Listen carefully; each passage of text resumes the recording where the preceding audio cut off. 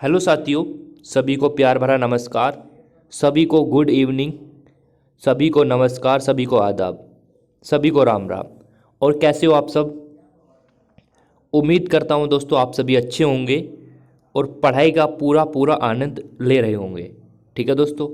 और आप सभी को पता होगा हमारा यूनिट थर्ड चल रहा था। यूनिट थर्ड के ऊपर हम काम कर रहे थे और आज हो सकता है, पॉसिबल हो सकता है आज हमारी बहुत बड़ी क्लास हो। मैराथन क्लास भी इसको बोल सकते हैं। ठीक है, यानी बोल सकते हैं दोस्तों जितना भी आपके यूनिट में बचा हुआ है आज हम कवर करने की कोशिश करेंगे बच्चों। ठीक है, कवर हो भी जाएगा और क्वेश्चन लगेंगे आपको। क्वेश्चन लगेंगे, इस यूनिट के क्वेश्चन लगेंगे आपके। यानी हम बोल सकते हैं दोस्तों आज कितनी तारीख है?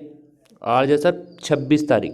तो 26 मतलब 27 तारीख को आपके क्वेश्चन लगेंगे मॉर्निंग में। ठीक है बच्चों, 27 की मॉर्निंग में लगेंगे, मॉर्निंग को सुबह 9 बजे बच्चों। ठीक है, सुबह 9 बजे लगेंगे मॉर्निंग में। ठीक है बच्चों, तो ध्यान रखना। चलिए हम बात कर लेते हैं। देखो सभी को नमस्ते। और एक काम किया करो बच्चों, जैसे ही आप आया करो तो लाइक कर दिया करो, लाइक। और कमेंट बॉक्स में आपको पता है क्या क्या लिखना है, क्या लिखना नहीं है। देखो जब मैं लेक्चर स्टार्ट किया करूँ तो कमेंट बॉक्स से उंगली हटा लिया करो अपनी, क्योंकि फिर पढ़ने का काम रहता है ना, तो पढ़ाई किया करो बस। ठीक है ना, लाइक कर दिया होगा। और इस सेशन को शेयर भी करना आप सभी अपने दोस्तों में। शेयर कर रहे होंगे, जल्दी जल्दी शेयर कर दो सभी। ठीक है, चलिए बच्चों मैं स्टार्ट करता हूँ। एंड बेसिक प्रॉपर्टीज़ कुछ रह गई थी उसमें, आपकी किताब में बहुत सारी डाल रखी हैं 8 से 9 प्रॉपर्टी।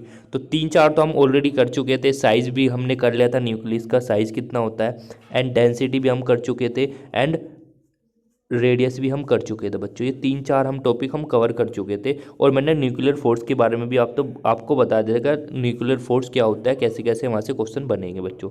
ठीक है, तो चलिए बच्चों आज हम हेडिंग डालते हैं। पहली हेडिंग है आज की दोस्तों, आज की पहली हेडिंग है, आप सभी डालना। देखो फिर बताना चाहूँगा बच्चों, इसके नोट्स नहीं मिलने के, क्योंकि बहुत बड़ी क्लास हमको अगर लेनी होती है ना तो उसके नोट्स नहीं बनाने पड़ते हमको, क्योंकि नोट्स बनाएंगे तो और ज़्यादा हमारा टाइम वेस्ट होगा। ठीक है, पर हम आपको समझाने की पूरी पूरी यहीं पे कोशिश करेंगे बच्चों। तो हेडिंग डालना बच्चों, सभी के सभी हेडिंग डाल लेना। पैरिटी, PARITY, जिसको बच्चों हिंदी में बोलते हैं जातीयता। ठीक है बच्चों, इसको समझ लेना, बहुत इंपॉर्टेंट है। और आपकी बुक में यहाँ से 2 क्वेश्चन भी डले हुए हैं, 2 क्वेश्चन हैं आपकी किताब में यहाँ से। तो समझ सकते हो यार कि पेपर में भी यहाँ से आया हुआ है, 1-2 क्वेश्चन तो यहाँ से आया हुआ है डायरेक्ट। ठीक है बच्चों, तो समझ लेना ये क्या होता है। तो हम बात कर लेते हैं बच्चों यहाँ पे जातीयता, यानी पैरिटी क्या होता है बच्चों, इसको समझ लो थोड़ा सा। अगर बच्चों आपका कोई वेव फंक्शन है, मतलब आपका कोई तरंग फलन है, तरंग फलन मतलब मैंने बोल दिया आपका तरंग फलन है XYZ, बच्चों समझ लेना। और ऐसे ही नोट करना जैसे मैं नोट कर रहा हूँ। ठीक है ना, आपका कोई तरंग फलन है XYZ। अगर बच्चों यदि, देखो बच्चों समझना, यदि मैं क्या काम करता हूँ, x को रिप्लेस कर देता हूँ -x से, x को रिप्लेस कर देता हूँ -x से, y को रिप्लेस कर देता हूँ -y से, एंड z को रिप्लेस कर देता हूँ आपका -z से बच्चों। ठीक है, समझ में आ रही है बात। देखो जातीयता का मतलब अभी समझ में आ जाएगा आपको क्या होता है और क्या क्वेश्चन बनेगा पेपर में। आपको ऑटोमेटिक आपके दिमाग में कैच होने वाला है कि भैया क्वेश्चन यही आएगा वाकई में। ठीक है, तो अगर आपका कोई तरंग फलन संख्या है, मतलब तरंग फलन है आपका कोई, ठीक है, वेव फंक्शन है आपका, ये रहा वेव फंक्शन। अगर इसमें हम x को -x से रिप्लेस कर दें, y को -y से, और z को -z से रिप्लेस कर दें, तो बच्चों आपको एक नई चीज़ देखने को मिलेगी। क्या देखने को मिलेगी सर? वो देखना आप नेक्स्ट लाइन में। तो बच्चों आपको क्या नई चीज़ देखने को मिलती है वो आप यहाँ पे देख सकते हो बच्चों। एक सेकंड थोड़ा सा,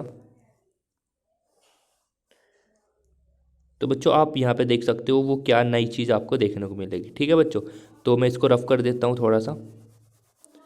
ठीक है, नोट कर लिया होगा आप सभी ने। देखो मेन मुद्दे की बात बताता हूँ, मेन मुद्दे की क्या है और पेपर में क्वेश्चन क्या बनेगा। ठीक है, क्योंकि यहाँ पे थोड़ा हमें टाइम भी ज़्यादा नहीं लगाना और सारा टॉपिक भी हमको कवर करना है, इस वजह से सारा टॉपिक कंप्लीट करते हुए चलना पड़ेगा हमको। ठीक है बच्चों, चलिए तो बच्चों हम यहाँ पे ये ले लेते हैं, ज़्यादा बेटर है।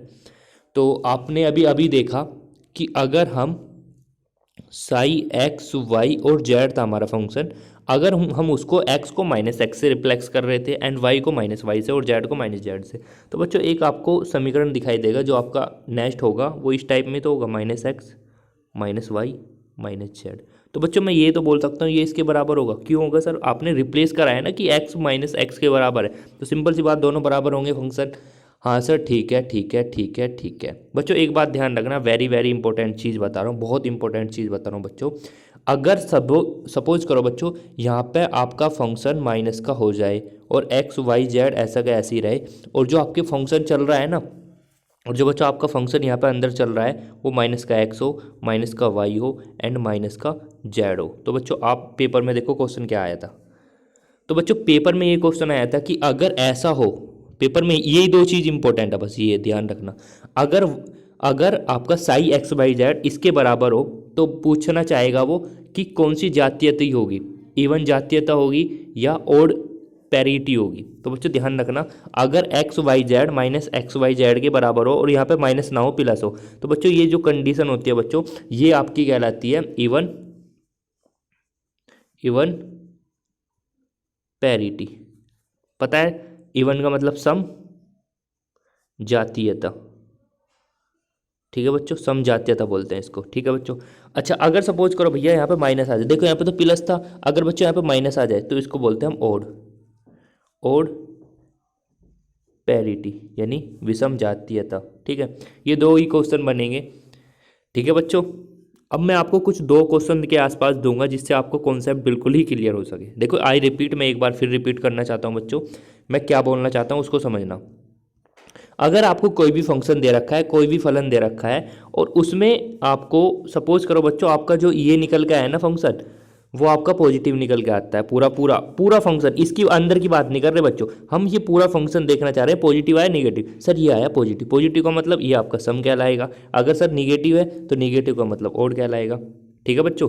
चलो मैं एक क्वेश्चन देता हूँ आपको और आपको चेक करता हूँ, ये नोट कर लिया ना, चलो नोट कर लेना आप सभी। चलो बच्चों एक क्वेश्चन मैं आपको दे रहा हूँ और मुझे बताना है कि भैया ये सम होगा या विषम होगा। भैया एक फंक्शन आपको दे रखा है एक्स बराबर साइन एक्स है, एक्स बराबर साइन एक्स है, क्या है बच्चों, एक्स बराबर साइन एक्स है, और ये कह रहा है कि भैया ये बताओ कि ये बताओ ये जो फंक्शन होगा ये क्या होगा, इसकी मतलब पैरिटी जो होगी जातीयता होती है वो कैसी होगी, इवन जातीयता होगी, इवन पैरिटी होगी, एंड दूसरा ओड होगी, एंड तीसरा प्राइम पैरिटी होगी, एंड डी ऑप्शन है आपका नन ऑफ दीज। चलो बच्चों बताओ इसका आंसर बताओ आप सभी, फिर अगला क्वेश्चन एक और दूंगा।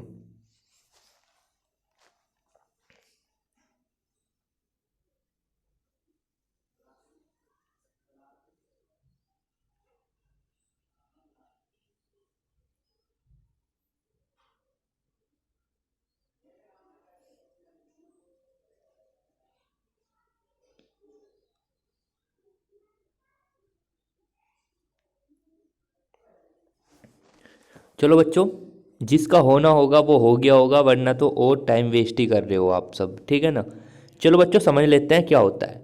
सर आपने अभी अभी बताया कि अगर हमको कभी भी जातीयता का कॉन्सेप्ट लगाना है, जातीयता का, तो आपका जो फंक्शन दे रखा है ना सर उसको माइनस एक्स से रिप्लेस करके देख लो, यानी जो भी यहाँ पे फंक्शन दे रखा है, ये तो प्लस वाला दे रखा, इसके बराबर आप माइनस एक्स रख के देख लो। मगर ठीक है भैया करते हैं, तो मैंने क्या काम करा बच्चों, इसके बराबर माइनस एक्स रख दिया, और आपको पता है यहाँ पे x के बराबर माइनस एक्स रख रहा हूँ तो यहाँ पे भी तो बच्चों x है, तो आप लिख सकते हो साइन माइनस के x, माइनस का x, और बच्चों आपको पता है साइन में माइनस बाहर आ जाता है तो माइनस का साइन x हो जाएगा, नहीं हो जाएगा बच्चों। देखो कितना इंपॉर्टेंट फैक्ट निकल के आया कि जो आपका ये वाला फलन था ये निगेटिव हो चुका है। बच्चों देखो ध्यान से समझो, ये वाला जो फलन था ये निगेटिव हो चुका है। निगेटिव का मतलब क्या होता है बच्चों, होता है ओड। क्या होता है बच्चों, निगेटिव का मतलब होता है आपका जो फंक्शन निकल के आया है, यानी जो प्राइविटी निकल के आई है, जो आपकी जातीयता निकल के आती है वो इसमें आती है ओड निकल के। रटने वाली कुछ बात नहीं है, समझ में आ गया होगा। चलो बच्चों एक क्वेश्चन और देता हूँ, मुझे उम्मीद है इसका तो एटलीस्ट आप सभी आंसर दे दोगे। साई एक्स बराबर कोस एक्स है, साई एक्स बराबर कोस एक्स है, तो इसकी जातीयता होगी यानी जो इसकी पैरिटी होगी वो क्या होगी, वो ओड होगी, हाँ सर, वो इवन होगी, हाँ सर, वो दोनों होगी, हाँ सर, और डी ऑप्शन इनमें से कोई नहीं होगी। तो बच्चों आप अपना कीमती आंसर मुझे दे सकते हो। आप सभी का क्या आंसर आ रहा है?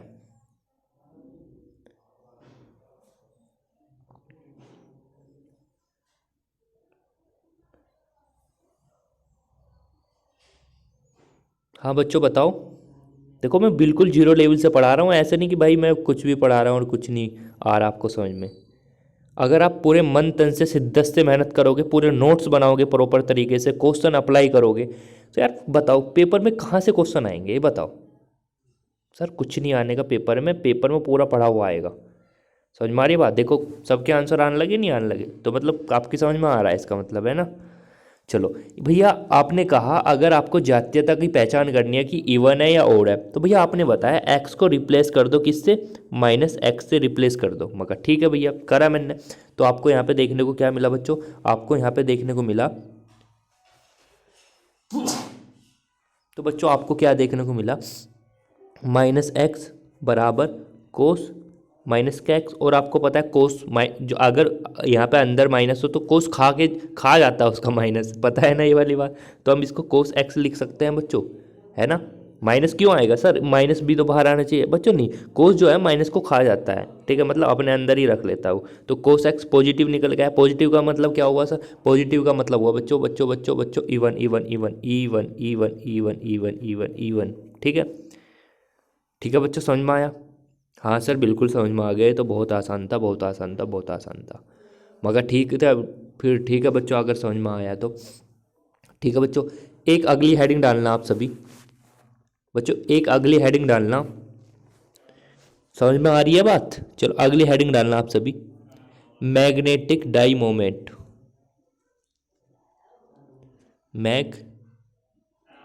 मैग्नेटिक डाई मोमेंट, जिसको बच्चों हम क्या बोलते हैं?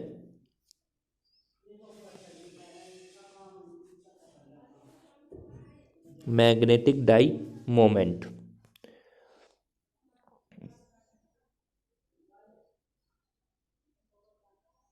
चुंबकीय द्विध्रुव आघूर्ण, ठीक है, चुंबकीय द्विध्रुव आघूर्ण बोलते हैं बच्चों इसको, ठीक है। तो बच्चों इसको हम कैसे कैसे कैलकुलेट करेंगे, आपके पेपर के हिसाब से इंपॉर्टेंट चीज़ बता दो बस, ये पूरा बताओ मुझे ये बता दो बच्चों, आपको पूरी चीज़ बतानी है, आपके पेपर के हिसाब की बतानी है, मुझे ये बता दो बस। आप क्या कहोगे सर, सारी बता दो जितने भी कॉन्सेप्ट यहाँ से बन सकते हैं। तो बच्चों एक बात ध्यान से सुनो मेरी, इसमें जो भी मैं इंपॉर्टेंट कॉन्सेप्ट बता रहा हूँ वही पेपर में आएंगे और वही आते रहते हैं पेपर में, ठीक है ना। सर एक बार आप पूरा बता दो ना, कुछ चला थोड़ी जाएगा। चलो बच्चों पूरा देख लो आप सभी, एक काम करो। मैग्नेटिक डाई मोमेंट का मतलब क्या होता है, आपने 12th क्लास में अच्छे से पढ़ा है कि अगर कोई, ये आपका कोई परमाणु है, परमाणु कैसा बना दिया सर, देखो ये परमाणु है आपका कोई। और देखो यार बच्चों, आप केमिस्ट्री के लिए बोलते रहते हो सर, केमिस्ट्री केमिस्ट्री केमिस्ट्री। तो केमिस्ट्री शायद से एक मेरा दोस्त है, उनने स्टार्ट किया है अपने चैनल पे, तो देख लेना अगर आपको अच्छा लगे तो, ठीक है। वैसे मैंने अभी उसकी वीडियो नहीं देखी क्योंकि टाइम ही नहीं मिल पाता इतना।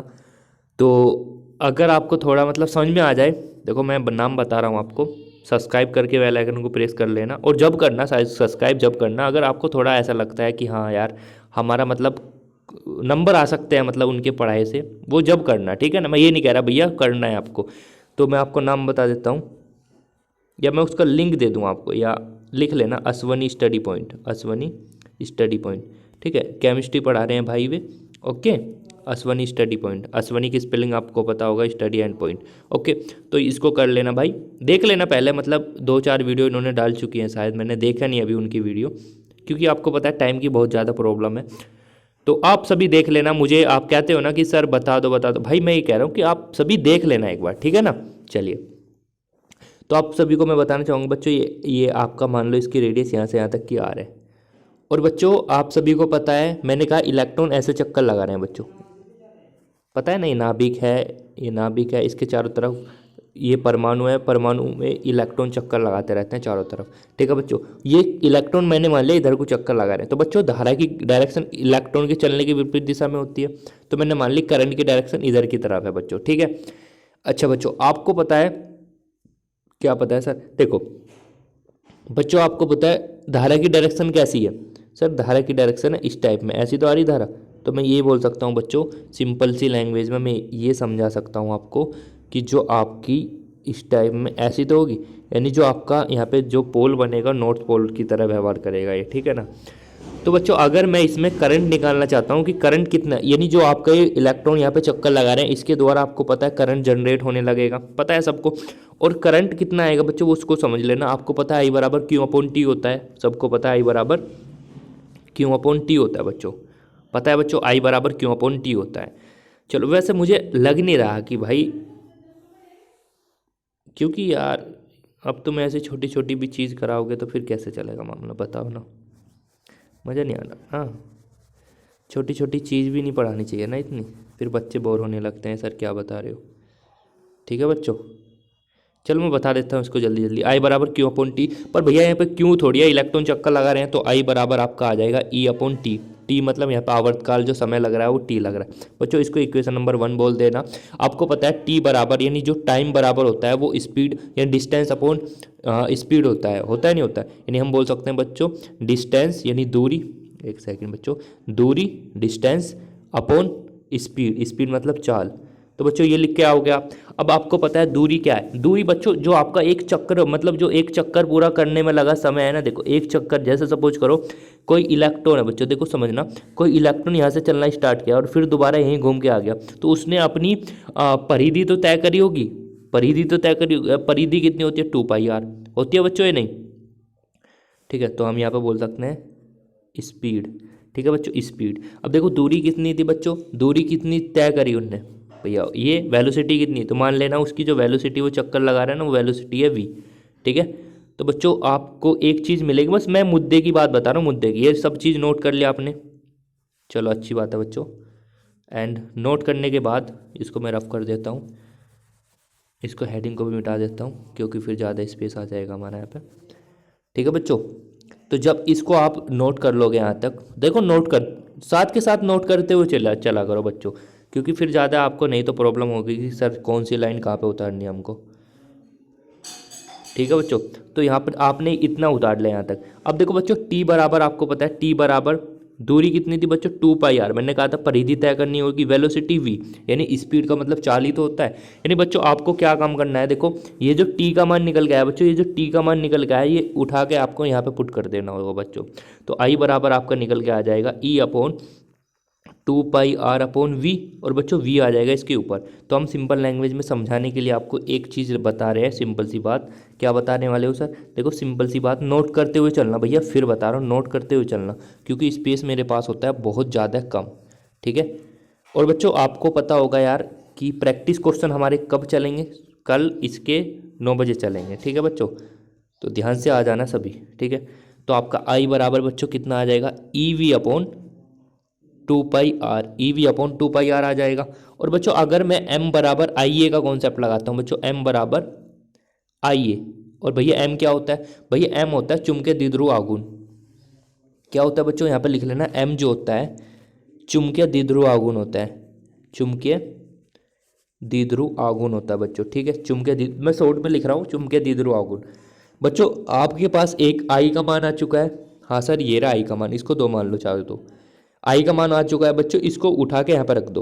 और ए पता है, ए मतलब किसकी बात कर रहा है, सर्कल में चक्कर लगा रहा है, मतलब गोल गोल ही तो चक्कर लगा रहा है, तो आपको एरिया लिख देना होगा। तो बच्चों अगर मैं लिखना चाहूँ इन शॉर्ट में, तो E V upon 2πr N into pi R square, इससे पाई से पाई उठ गया, आर से आर उठ गया। तो आपको जो बच्चों रिजल्ट आया मेन चीज़ निकल के, वो बच्चों आया आपका कितना, नोट कर लिया ना सभी ने। अच्छा बच्चों, तो वो जो निकल के आया आपका, वो आया बच्चों आपका, इसको मैं रफ कर देता हूँ जल्दी से, वो आपका आया बच्चों m बराबर ई वी आर बाई 2, ठीक है बच्चों, कितना एम वी आर बटे 2, ई बराबर m बराबर ई वी आर बटे 2। बोलो समझ में आ रहा भैया, नोट करते हुए चलो यार, इस वजह से मैं तो लिखवा रहा हूँ, नहीं तो मैं ऐसे ही बता देता आपको। इतनी मेहनत जो हो रही है, आपको नोट्स बनाने के लायक हो जाओ, इस वजह से कर रहा हूँ इतनी मेहनत, नहीं तो मुझे यहाँ पर शौक थोड़ी है कि मैं ये छोटी छोटी चीज़ भी बता रहा हूँ। तो बच्चों आपका m बराबर आ जाएगा कितना, ई वी आर बाई 2, ठीक है बच्चों, ठीक है बच्चों, समझ में आई इतनी बात, हाँ सर इतनी बात हमारी समझ में आ गई, इतनी बात समझ में आ गई। बच्चों एक काम और करना, जब आप इतनी मेहनत कर ही रहे हो तो एक काम करना भैया, ये तो आपका एम है ही, और ये बच्चों आपका कैपिटल एम है। बच्चों ध्यान रखना, ये जो आपने एम बनाया है ना यहाँ पे, ये आपका कैपिटल एम है बच्चों, कैपिटल एम। ठीक है, तो कैपिटल एम बराबर आ जाएगा आपका EVR/2M इंटू एम। बच्चों मैंने क्या काम करा, एम से ऊपर नीचे मल्टीप्लाई कर दियो, और एम जो है बच्चों ये छोटे वाला एम है, ये बड़े वाला है जिसको हम बोलते हैं द्विध्रुव, चुंबकीय द्विध्रुव आघूर्ण। ठीक है बच्चों, ये चीज़ लिखने के बाद आपको क्या काम करना है बच्चों, इसको रफ कर देना होगा मतलब मुझे करना पड़ेगा वो तो। अब देखो बच्चों, ये मैंने क्यों करा, क्योंकि बच्चों आपको एक चीज़ पता होगा, MVR, देखो M ये रहा, V ये रहा, R ये रहा। आपको पता है MVR किसके बराबर होता है बच्चों, MVR होता है आपके L के बराबर। किसके बराबर, MVR होता है आपके L के बराबर, MVR होता है आपके L के बराबर बच्चों। ठीक है, तो आपका क्या आ जाएगा, ये आ जाएगा बच्चों आपका, एक सेकेंड, ये आ जाएगा आपका, चूंकि यहाँ पे लिख लेना L बराबर होता है MVR, इसलिए मैं क्या बोल सकता हूँ बच्चों, इसलिए मैं बोल सकता हूँ बड़े वाला M बराबर हो जाएगा EL/2M के बच्चों। ठीक है बच्चों, चलो ये चीज़ आपकी निकल के आ चुकी है, इम्पोर्टेंट रिजल्ट है काफ़ी।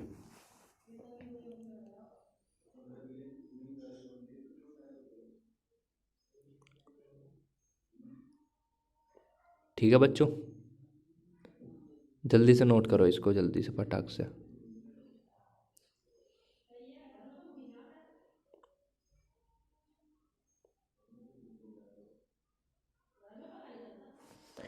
बच्चों एक इम्पोर्टेंट चीज़ और लिख लो बस इसमें, और फिर कुछ भी नहीं है। देखो EH upon EH equal to 2M equal to mu B. बच्चों इसको भी नोट कर लेना। ठीक है बच्चों, नोट कर लेना बच्चों, मैं बोल रहा हूँ ना तो नोट कर लेना, क्या जा रहा है। वैसे मुझे पता है आपकी किताब में यहाँ से क्वेश्चन नहीं है एक भी, तो कर लेना भैया अगर तुम्हारा मन करे तो। वैसे मुझे पूरा फर्ज बनता है आपको पूरा बताना कि ये चीज़ कहाँ कहाँ से निकल के आती है। ठीक है, चलो बच्चों अब मैं मेन मुद्दे की तरफ चलता हूँ, जो हमारा मेन मुद्दा है। ओके बच्चों, और बच्चों एक बात ध्यान रखना, जो ये म्यू बी होता है ना बच्चों, म्यू बी ये जो होता है बच्चों आपका, ये इसकी वैल्यू होती है आपकी 9.27 into 10⁻⁻24 ampere into metre square. बच्चों इसका यूनिट होता है। ठीक है बच्चों, चलो आगे चलते हैं।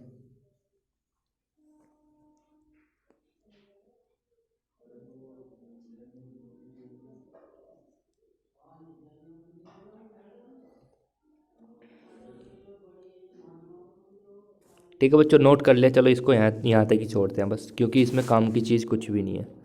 बच्चों एक चीज़ और बताना चाहूँगा आपको, वेरी वेरी इंपॉर्टेंट चीज़ है, और यहाँ से मैंने देखा है किताब में भी क्वेश्चन है और प्रीवियस ईयर भी क्वेश्चन आ चुके हैं।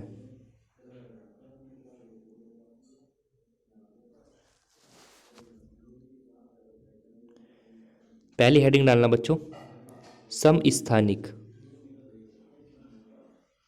आपको पता होगा, मुझे पता है, अगर पता होगा तो एक काम करना, इसको नोट कर लेना खुद से। समस्थानिक, समभारिक और समन्यूट्रॉनिक। वैसे आपकी बुक में ये कहीं भी मेंशन नहीं है, पर भाई ऐसे क्वेश्चन यहाँ पे पेपर में भी आए हुए हैं, और आपके पेपर में भी आए हुए हैं। सबसे अच्छी बात तो यह पेपर में भी आए हुए हैं, और आपकी किताब में भी 1 से 2 क्वेश्चन डाले हुए हैं। तो कहीं ना कहीं हमारे लिए ये जानना इंपॉर्टेंट हो जाता है कि समस्थानिक क्या होते हैं, समभारिक क्या होते हैं, एंड समन्यूट्रॉनिक क्या होते हैं। तो बच्चों आपको सिंपल सी बात मैं बताता हूँ, बहुत सिंपल सी लैंग्वेज वाली। समस्थानिक का मैं एक एग्जांपल के थ्रू आपको समझा दूंगा, और पूरा ऐसे ही समझना है जैसे मैं बता रहा हूँ। समस्थानिक का मतलब होता है 1H1 1H2। बच्चों देखना 1H2। समस्थानिक, जैसे नाम से ही पता चल रहा है जैसे नाम से ही पता चल रहा है, समस्थानिक मतलब ऐसा नाभिक होता है जिसमें स्थान समान होता है, यानी जिसमें परमाणु क्रमांक, देखो बच्चों जिसमें परमाणु क्रमांक समान हो। देखो नीचे वाला मैंने बताया था परमाणु क्रमांक होता है, यानी हम बोल सकते हैं जिसमें परमाणु क्रमांक या प्रोटॉन की संख्या, बच्चों प्रोटॉन की संख्या भी बोल सकते हैं, क्योंकि नीचे वाला प्रोटॉन ही तो होता है। यानी जिसमें परमाणु क्रमांक समान हो परंतु परमाणु द्रव्यमान या द्रव्यमान संख्या अलग अलग हो, उसको बच्चों हम बोलते हैं समस्थानिक। बहुत क्लियर हुआ ना बच्चों। क्या होता है समस्थानिक। समभारिक क्या होता है बच्चों, समभारिक, समभारिक का जैसे नाम से पता चल रहा है, आप द्रव्यमान भार या द्रव्यमान संख्या की बात कर रहा है या परमाणु भार की बात कर रहा है। सम मतलब समान होना चाहिए। तो इसका मतलब बच्चों इसमें क्या होगा, इसमें क्या होगा बच्चों, अगर मैं सपोज करो कोई एक्स एलिमेंट लेता हूँ, एक्स एलिमेंट, और यहाँ पे ए है और यहाँ पे जेड है बच्चों, और यहाँ पे एक दूसरा एलिमेंट है, सपोज करो बच्चों वाई एलिमेंट है, वाई लिया मैंने यहाँ पे, और इसका ये तो आपका ए प्लस, सपोज करो बच्चों कुछ भी मान लो यहाँ पे इसका जो द्रव्यमान आ रहा है वो पी आ रहा है, केवल केवल समझाने के लिए, पर यहाँ पे इसका जो परमाणु भार है वो भी जेड ही है। तो बच्चों एक बात ध्यान रखना, कुछ भी एलिमेंट हो अगर इनके ऊपर की चीज़ समान होती है, मतलब इनका परमाणु भार समान हो, एलिमेंट कुछ भी हो सकते हैं बच्चों, फिर बताना चाहूँगा एलिमेंट कुछ भी हो सकते हैं, इनका परमाणु भार समान हो, मतलब ऊपर वाली चीज़ समान हो, तो उसको बोलते हैं बच्चों हम समभारिक, समभारिक, समभारिक, समभारिक। चलो सर इतनी बात भी ठीक होगी। सम न्यूटॉनिक का मतलब क्या होता है सर, सम न्यूटॉनिक क्या होता है, सम न्यूटॉनिक क्या होता है। देखो बच्चों समझना इस चीज़ को, सम न्यूटॉनिक क्या होता है बच्चों समझना। देखो बच्चों सम न्यूटॉनिक क्या होता है, अगर सपोज करो बच्चों आपका कुछ एलिमेंट है ना, उसमें सपोज करो जेड है, ए है, हाँ सर, अब सपोज करो यहाँ पे जेड है और यहाँ पे ए है बच्चों, कुछ भी मान लो आप, कुछ भी एलिमेंट समझ सकते हो। अगर भैया देखो समझना, ऐसे सम न्यूटॉनिक ऐसे नाभिक होते हैं या ऐसे परमाणु होते हैं जिसमें देखो, जिसमें न्यूट्रॉनों की संख्या बराबर होती है बच्चों। न्यूट्रॉनों की संख्या मतलब क्या, देखो ना तो उसमें परमाणु क्रमांक समान होगा, ना परमाणु भार समान होगा। देखो बच्चों समझना, ना तो परमाणु क्रमांक ना ही परमाणु भार समान होगा, पर जो इनको घटाने पे आती है ना वैल्यू, जो इनको घटाने पे वैल्यू आती है वो इक्वल होगी। समझ रहे हो। आपने कहा भैया इसका एक क्वेश्चन सा बता देते तो और समझ में आ जाता, मगर टेंशन क्यों ले रहे हो, रुको बस एक सेकंड रुको। कैसी टुच्ची सी बात कर दी तुमने, है ना। लो बच्चों, लो, उम्मीद करता हूँ इसमें हो वो क्वेश्चन। एक सेकंड रुको बच्चों, दूसरी पीपीटी है वो मुझे खोलनी पड़ेगी। आप टेंशन मत लिया करो, मैं हूं ना आपके साथ। फोनोलिफिकेट प्रैक्टिस, ये भी नहीं है, ये होगी बच्चों। ये रहा, देखो पहला क्वेश्चन है आपका। देखो बच्चों ये क्वेश्चन मुझे सभी बच्चे अभी करके दिखाएंगे, नोट कर लिया होगा पहले वाला। एक क्वेश्चन का आंसर बताओ।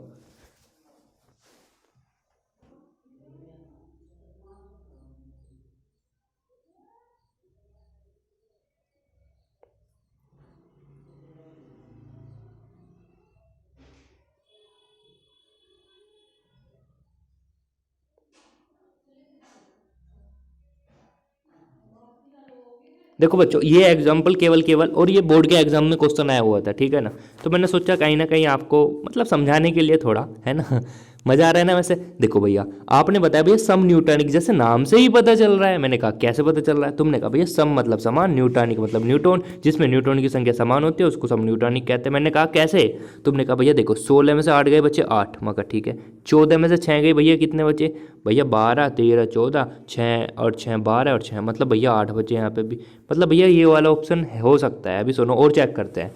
भैया देखो 14 में से 6 गए भैया 8 बचे, 13 में से 7 गए भैया भैया भैया 7 और 6 होते हैं भैया 13, तो मतलब यहाँ पे 8 आ रहा है यहाँ पे, मतलब ये तो ए ऑप्शन तो बिल्कुल भी नहीं होगा, कतई किसी भी कीमत पे नहीं होगा। भैया देखो यहाँ पे आपका 8 और यहाँ पे 7, ये भी नहीं हो सकता भैया, यहाँ पे भी ये भी नहीं हो सकता, यानी आपका B answer, B answer, B answer, B answer, B answer हो सकता है बिल्कुल कन्फर्म। ठीक है बच्चों, बी आंसर बिल्कुल बिल्कुल ठीक है आपका। ठीक है, और ऐसा कहीं ना कहीं मुझे लग रहा है, ऐसा महसूस होता है मुझे, आपके बीएससी के एग्जाम में भी ऐसा क्वेश्चन आया हुआ है। ठीक है, चलिए सर एहसान हुआ आपका, एहसान हुआ, एहसान हुआ, मगर किस बात का एहसान। अरे सर आपने हमें क्वेश्चन करवा दिया, इस बात का एहसान। चलो बच्चों और मैं देखता हूँ अगर और मिलता है तो, और नहीं है शायद। चलो बच्चों ये क्वेश्चन और बता दो मुझे, मुझे पता है आप कब सभी कर दोगे, पर फिर भी ऐसे ही पूछ रहा हूँ मज़े लेने के लिए थोड़ा सा, जिससे टाइम पास हो जाए। ठीक है,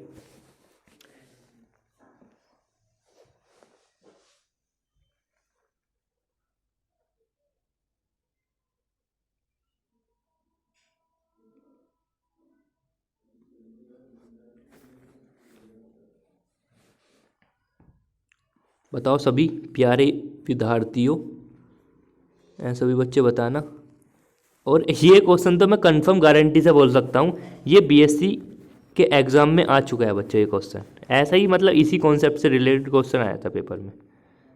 हाँ जी सर, नाभिक में न्यूट्रॉन की संख्या पूछ रहा है भैया। आपने बताया था न्यूट्रॉन की संख्या निकालने के लिए इसमें से एक घटा देते हैं। 218 में से 84 गई, कितने बच्चे बच्चों? 218 में से 84 गई, बताओ। 218 में से सर 84 को कम करना है सर। यहाँ पे 4 आ गया, 11, और सर 11 में से 8 गए। सर 11 में से 8 गए तो इसका मतलब क्या हुआ? 9, 10, 11, सर 3 बचे, और सर यहाँ पे 1, मतलब 134 आंसर, 134। सर कैसे घटाते हो आप? अरे कुछ बच्चे ऐसे होंगे ना। अरे सर हमें पागल समझ रहे हो तुम तो। चलो भैया समझ में आ गया नहीं इतनी बात। चलो अब मेन मुद्दे की तरफ वहीं चलते हैं, अपना जो मेन मुद्दा हमारा चल रहा था बच्चों। चलो इतनी बात समझ में आ गई थी सभी विद्यार्थियों के। सर और कुछ नया बताओ ना, ये तो हमने पढ़ रखा है। मगर चलो भैया नई बात करते हैं। देखो वो क्लियर हो गया ना बच्चों, ध्यान रखना वहाँ से पेपर में क्वेश्चन आया हुआ है। चलो बच्चों नेक्स्ट टॉपिक डालना आप सभी, नेक्स्ट टॉपिक। और यहाँ से भी पेपर में बहुत ज़्यादा क्वेश्चन आते हैं बच्चों। नेक्स्ट टॉपिक है आपका द्रव्यमान क्षति, मास डिफेक्ट। क्या है बच्चों? द्रव्यमान क्षति, जिसको बोलते हैं बच्चों मास डिफेक्ट। Mass defect. बच्चों एक बात ध्यान रखना, देखो मैं इसके क्वेश्चन नहीं कराने का, आपने देखा भी होगा कि सर आप इस यूनिट के पेपर में आए हुए क्वेश्चन नहीं करा रहे हो। देखो बच्चों हम कल करेंगे इसके 9 बजे, सुबह को 9 बजे क्वेश्चन करेंगे इसके, ठीक है ना। और वे बुक के भी क्वेश्चन होंगे और बहुत सारे पेपर के आए हुए भी होंगे। तो लगभग 100 प्लस, यानी 100 से ज़्यादा हम क्वेश्चन करने वाले हैं। वही हमारा 100 प्लस क्वेश्चन होंगे उसमें भी, ठीक है। तो टेंशन मत लेना, सुबह 9 बजे। सर सुबह 9 बजे क्यों, शाम को 7 बजे क्यों नहीं? क्योंकि भैया फिर हम यूनिट 4 भी तो स्टार्ट करनी है, एक दिन का टाइम वेस्ट क्यों करें? ठीक है भाई। चलो भैया ठीक है ठीक है ठीक है ठीक है ठीक है, एहसान हुआ आपका। अरे एहसान कुछ नहीं भैया, द्रव्यमान क्षति हेडिंग डालना, द्रव्यमान क्षति। सर द्रव्यमान क्षति क्या होता है ना? सर द्रव्यमान क्षति क्या होता है भैया? देखो अगर सपोज करो बच्चों, एक हमारा एक द्रव्यमान, मतलब एक, सपोज करो, क्या एक एक कर रहे हो सर आप? देखो सपोज करो बच्चों ये आपका न्यूक्लियस है ना। आपको पता है इसमें न्यूट्रॉन होते हैं प्लस प्रोटॉन होते हैं बच्चों। और अगर मैं इन न्यूट्रॉन प्रोटॉन को अलग करूं, ठीक है बच्चों, अगर मैं न्यूट्रॉन प्रोटॉन को अलग करके नापूं या तोल लूँ सर कैसी बात कर रहे हो? अगर न्यूट्रॉन प्रोटॉन को अलग तोल लूँ और इसके न्यूक्लियस को पूरे को तोल लूँ, देखो समझना, इसके पूरे न्यूक्लियस, क्योंकि न्यूट्रॉन प्रोटॉन न्यूक्लियस की तो होता है, अगर इसको पूरे न्यूक्लियस को तोड़ूँ और न्यूट्रॉन प्रोटॉन को अलग से तोलूँ तो ये ज़्यादा वजन निकल के आता है बच्चों।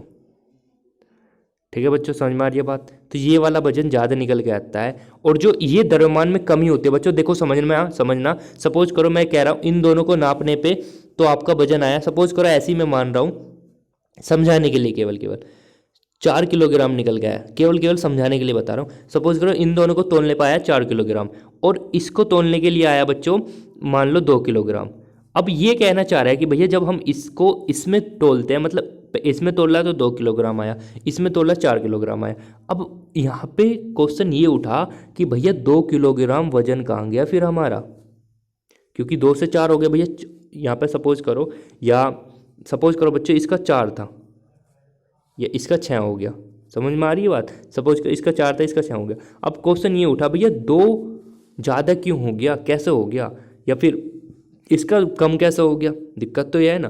तो बच्चों ध्यान रखना, इसमें क्या चीज़ होता है बच्चों, इसमें जो आपका मास की हेल्प से आपकी एनर्जी जनरेट हो जाती है। और इस सर कैसे कैसे बात कर रहे हो, मतलब एनर्जी जनरेट हो जाएगी मास से? हाँ जी, जिसको हम बोलते हैं बंधन ऊर्जा बच्चों, ठीक है। समझ में आ रही है बात? हाँ सर समझ में तो आ रही है छोटी छोटी, पर सर और अच्छे से बताओ क्या क्या कहना चाहते हो आप।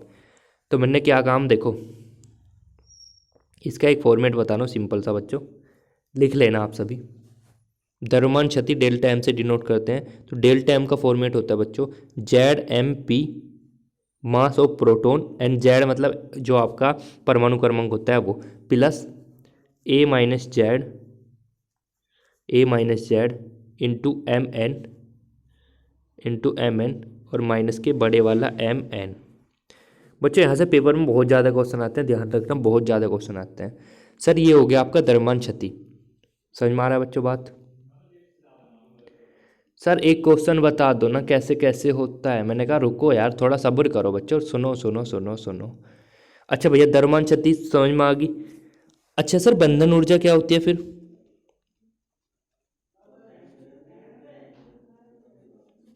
देखो बच्चों, जो आपका द्रव्यमान क्षति निकल के आया यार, देखो समझना, जो आपकी द्रव्यमान क्षति निकल के आई है बच्चों, द्रव्यमान क्षति जो निकल के आई है, अगर उसमें देखो बच्चों समझना, जो द्रव्यमान क्षति निकल के आती है यहाँ से, अगर उसमें हम 931.5 मेगा इलेक्ट्रॉन वोल्ट से मल्टीप्लाई कर दें बच्चों, 931.5 मेगा इलेक्ट्रॉन वोल्ट से मल्टीप्लाई कर दें, तो आपकी द्रव्यमान यानी जो बंधन ऊर्जा है वो निकल कर आ जाएगी आराम से। आपने कहा सर समझ में बिल्कुल भी नहीं आया, कैसे हो जाता है? तो बच्चों देखो, एक मैं आपको क्वेश्चन की तरफ लेके चलता हूँ। देखो मुझे उम्मीद है आप सभी कर लोगे इसको।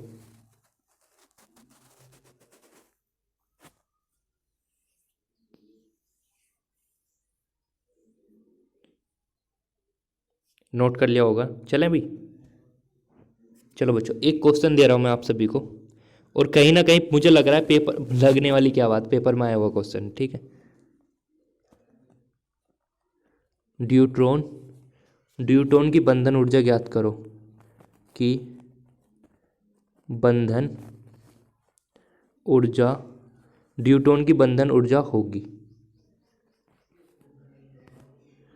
Calculate the binding energy for deuteron. ठीक है बच्चों, बाइंडिंग एनर्जी निकालनी है हमको ड्यूट्रॉन की, ठीक है। तो बच्चों कैसे करोगे, मैं ऑप्शन दे रहा हूँ आप सभी को, बताओ मुझे जो भी बताना चाह रहा हूँ।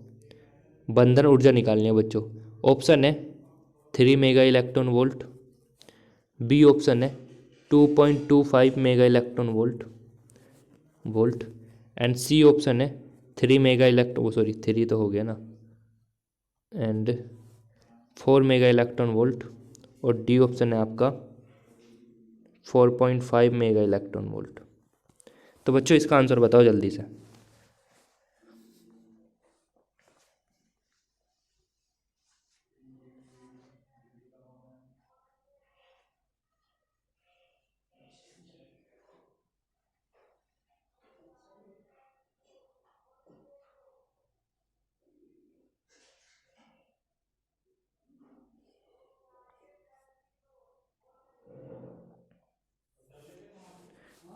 अब आप सभी के मन में एक क्वेश्चन उठा कि भैया बता दो, हमारे पे ना हो रहा है ना या जिसने पढ़ी होगी किताब में तो वो कर लेगा, क्योंकि उनने आंसर याद कर लिया होगा कि आंसर ये आता है इसका। तो बच्चों इसका आंसर आता है B answer, B answer, B answer, B answer, B answer. अब आपने पूछा भैया कैसे, एक बार ये तो एक्सप्लेन करो ना। तो सुनो भैया, देखो कैसे करेंगे। तो बच्चों एक बात ध्यान रखना, जो आपका न्यूटन का मास होता है बच्चों, जो न्यूटन का मास होता है वो होता है बच्चों 1.675 इंटू 10⁻⁻27 kg बच्चों, आपको पता है ये होता है। अच्छा बच्चों आपको पता है जो प्रोटॉन होता है उसका जो मास होता है वो होता है 1.672 इंटू 10⁻⁻27 kg बच्चों, इतना पता है। बच्चों आपको एक इस वाले क्वेश्चन को करने के लिए आपको एक बात और पता होनी चाहिए। आपने पूछा क्या सर, आपको ड्यूटोन का द्रव्यमान और पता होना चाहिए बच्चों। किसका भैया, ड्यूटोन का। तो ड्यूटोन का जो होता है बच्चों वो होता है 3.343 इंटू 10⁻⁻27 kg बच्चों, ठीक है। इतना पता होना चाहिए, वैल्यू नोट करो सारी की सारी।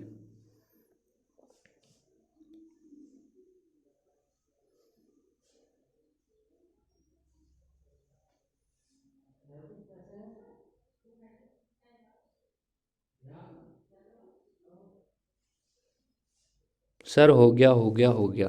तो बच्चों देखो मैं द्रव्यमान क्षति निकालने की कोशिश करता हूँ। डेल टाइम, डेल टाइम क्या आएगा, डेल टाइम जो निकल के आएगा बच्चों जेड एम पी। आपको पता है परमाणु क्रमांक कितना होता है, वो रखो। जेड एम पी का मतलब पहले परमाणु क्रमांक लिखो, फिर प्रोटॉन का जो द्रव्यमान है वो लिखो, प्लस ए माइनस जेड, मतलब परमाणु क्रमांक, परमाणु भार में से परमाणु क्रमांक घटा दो, मतलब न्यूटन की संख्या निकाल लो। न्यूटन का द्रव्यमान लिखो, और फिर जो आपका ड्यूटोन का द्रव्यमान दे रखा है, जो ड्यूटोन का द्रव्यमान दे रखा वो लिखो। तो यहाँ से डेल्टा एम निकल जाएगा। अब आपको ई निकालना है, तो इसमें क्या काम करना है, 931 मेगा इलेक्ट्रॉन वोल्ट से मल्टीप्लाई कर दो, आंसर आ जाएगा बच्चों, ठीक है। चलिए सर आ गया, समझ में आ गया, आ गया, आ गया। चलो बच्चों, एक मेरा एक फिर से आप सभी से एक क्वेश्चन और है। आपने कहा हाँ सर बताओ। तो बच्चों मेरा एक क्वेश्चन ये है, देखो मैं एक देख लूँ, कभी कभी कुछ छूट जाए, कुछ ही नहीं छूटने का वैसे तो। चलो बच्चों, एक क्वेश्चन मेरा ये है कि प्रति न्यूक्लियन बंधन ऊर्जा क्या होती है? प्रति न्यूक्लियन बंधन ऊर्जा क्या होती है?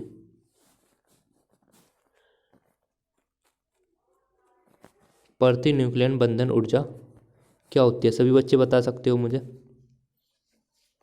प्रति न्यूक्लियन बंधन ऊर्जा क्या होती है बच्चों, बताना सभी। प्रति न्यूक्लियन बंधन ऊर्जा क्या होती है? हाँ जी बच्चों।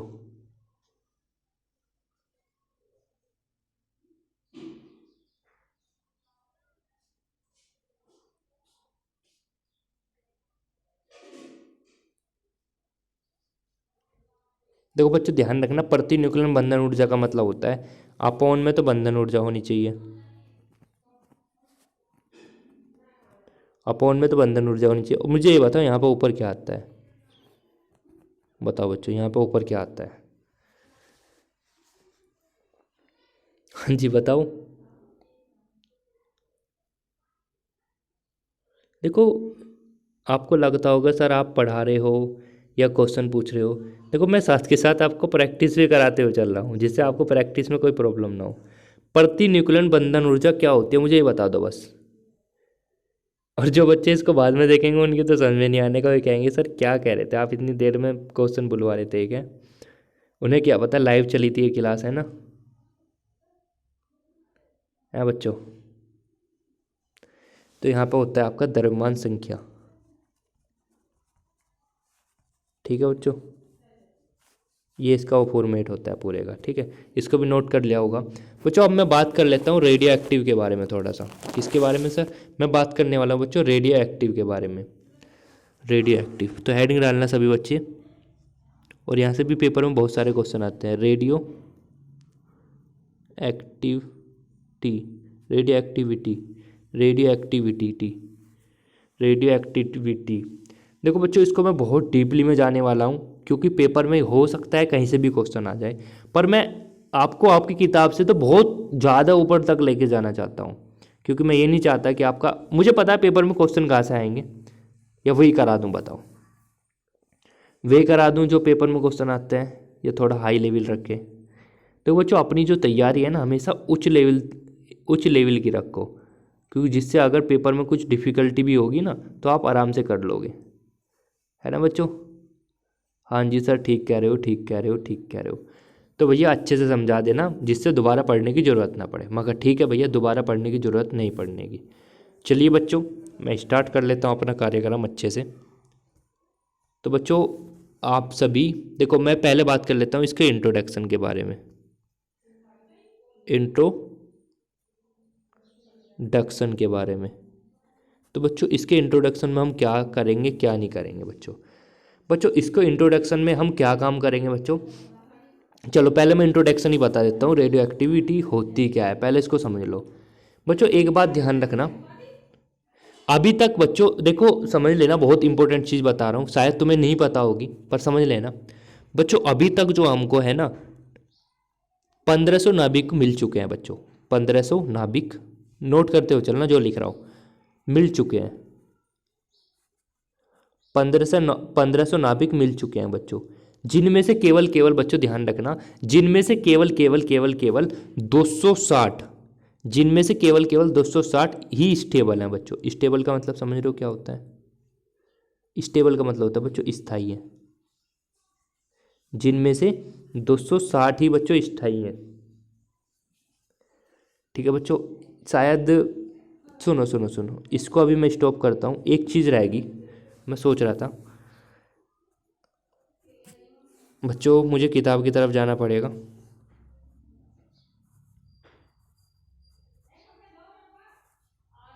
धर्मन क्षति हो गया था आपका। देखो बच्चों जो हमने बाइंडिंग एनर्जी पढ़ी है,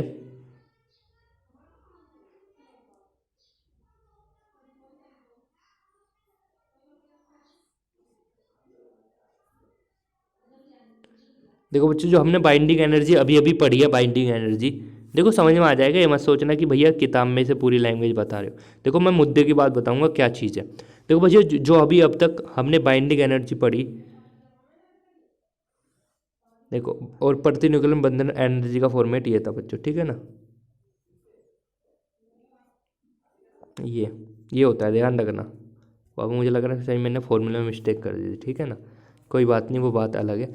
अब देखो बच्चों, अगर आप बात करना चाहते हो कि नाभिक की प्रति न्यूक्लियन बंधन ऊर्जा के बारे में और द्रव्यमान संख्या के बारे में बच्चों, देखो प्रति न्यूक्लियन बंधन ऊर्जा के बारे में और द्रव्यमान संख्या के बारे में बच्चों, ये आपका द्रव्यमान संख्या को डिनोट कर रहा है ये, और ये आपकी बंधन ऊर्जा को डिनोट कर रहा है। पूरा वक्र मैं समझा दूंगा, कोई थ्योरी प्योरी लिखने की जरूरत नहीं, ऐसे समझ में आ जाएगा बच्चों। बच्चों ध्यान से समझ लेना। बच्चों आपको पता है ये 0 से स्टार्ट हुआ, 20, 30, 40, 50, 240 तक गए हुए हैं, और ये ऐसे ऊपर ये 9 तक गया हुआ है, ठीक है बच्चों। ये प्रति न्यूक्लियन बंधन ऊर्जा को डिनोट कर रहा है, और ये आपके द्रव्यमान संख्या को डिनोट कर रहा है बच्चों। तो बच्चों समझ लेना मैं क्या बताना चाहता हूँ। तो बच्चों एक बात ध्यान रखना, जो आपका यहाँ से 1 से लेके, देखो बच्चों 1 से लेके, और जो आपके एलिमेंट कहाँ तक जाते हैं, 1 से लेके जो 30 के आसपास या 40 तक के होते हैं बच्चों एलिमेंट, उनकी जो स्टेबिलिटी होती है, मतलब जो उनका स्थायित्व होता है, या बोल सकते हैं कम स्टेबल होते हैं बच्चों, वे कम स्टेबल होते हैं बच्चों, ठीक है। कहाँ से कहाँ तक के, जो 1 से लेकर 30 तक के आसपास के होते हैं बच्चों एलिमेंट। मैं मुद्दे की बात बताऊँ, मुद्दे की बात क्या बच्चों, ध्यान रखना। आपके यहाँ पे लिख भी रखा होगा थ्योरी में, देखो ये सब चीज़ लिख रखा है। कहाँ लिख रखा है सर, देखो देखो बच्चों, ये रहा ए बराबर 56 पर अधिकतम ऊर्जा 8.79 मेगा इलेक्ट्रॉन पर पहुंचता है, ठीक है। और इस टाइप में ये लगभग लगभग बढ़ता जाता है, ज़्यादा डीपली नहीं बढ़ा रखा है इसमें। देखो अब हम बोल सकते हैं बच्चों, देखो समझना, ये देखो आपको दिख रहा होगा एफ ई दिख रहा है, एफ ई। तो बच्चों अगर पेपर में क्वेश्चन आता है कि बताइए सबसे ज़्यादा स्टेबिलिटी किसकी होती है, कौन से नाभिक की होती है, तो बच्चों ध्यान रखना वो एफ ई की सबसे ज़्यादा स्टेबिलिटी होती है। क्योंकि अगर हम इस ग्राफ बनाएं द्रव्यमान संख्या और प्रति न्यूक्लियन बंधन ऊर्जा के बीच में, तो बच्चों आपका ये वाला जो एफ ई होता है, इसकी एनर्जी सबसे ज़्यादा होती है। आप सभी देख पा रहे हो, देखो एनर्जी कितनी है, लगभग 8.7 या 9 के आसपास है। देखो सर ये जो लाइन डिनोट कर रही है, देखो इसको ऐसे ड्रॉ कर लो, तो मतलब 9 और 8 के बीच में तो आ रही है वैल्यू एफ ई की, जो एनर्जी वाली है ना। तो बच्चों एक बात ध्यान रखना, अब जैसे जैसे देखो, जैसे सपोज करो 1 से बढ़ना स्टार्ट करा, तो इस टाइप में बढ़ता रहेगा बढ़ता रहेगा। अब क्या होगा बच्चों, अब आपको एक बात ध्यान रखना, सबसे ज़्यादा जो होती है बच्चों वो होती है एफ ई की स्टेबिलिटी, पर जो सबसे कम मानी जाती है, सबसे कम जो ग्राफ में देखी जाती है, आपको लगेगा बच्चों कि जैसे जैसे आपका परमाणु क्रमांक बढ़ता जाता है, सपोज करो 1H था पहले, फिर 2H हो गया, फिर लिथियम हो गया, जैसे जैसे परमाणु क्रमांक बढ़ता जा रहा है, आपको लगेगा कि भैया देखो, और रियलिटी में ऐसा होता है काफ़ी हद तक, सही बात है कि जैसे जैसे आपका परमाणु क्रमांक बढ़ता जाता है, वैसे वैसे आपकी स्टेबिलिटी भी बढ़ती जाती है। सिंपल सी बात है, जैसे आप यहाँ से देखते हो तो आपकी स्टेबिलिटी कम है, ऊपर गए और ज़्यादा होगी, थोड़ी और ज़्यादा, फिर और ज़्यादा है, और जैसे ये टॉप पॉइंट पर आ जाता है तो इसकी स्टेबिलिटी सबसे ज़्यादा हो जाती है बच्चों एफ की। अब आपके मन में क्वेश्चन उठा कि भैया यूरेनियम तो 238 होता है इसका, तो इसकी स्टेबिलिटी तो सबसे ज़्यादा होनी चाहिए, पर ऐसा नहीं होता बच्चों। क्यों नहीं होता सर, देखो इस वक्र के माध्यम से अगर हम बात करना चाहें तो एफ के बाद जितने भी एलिमेंट है बच्चों, एफ के बाद जितने भी एलिमेंट हैं उनकी अगर हम बात करना चाहें तो भैया उनका स्टेबिलिटी बहुत कम होती है, बहुत कम, इसके मुकाबले भी बहुत कम होती है। जैसे अगर हम 1 से लेकर 30 तक की बात करें ना, इसके मुकाबले भी बहुत कम होती है इनकी स्टेबिलिटी।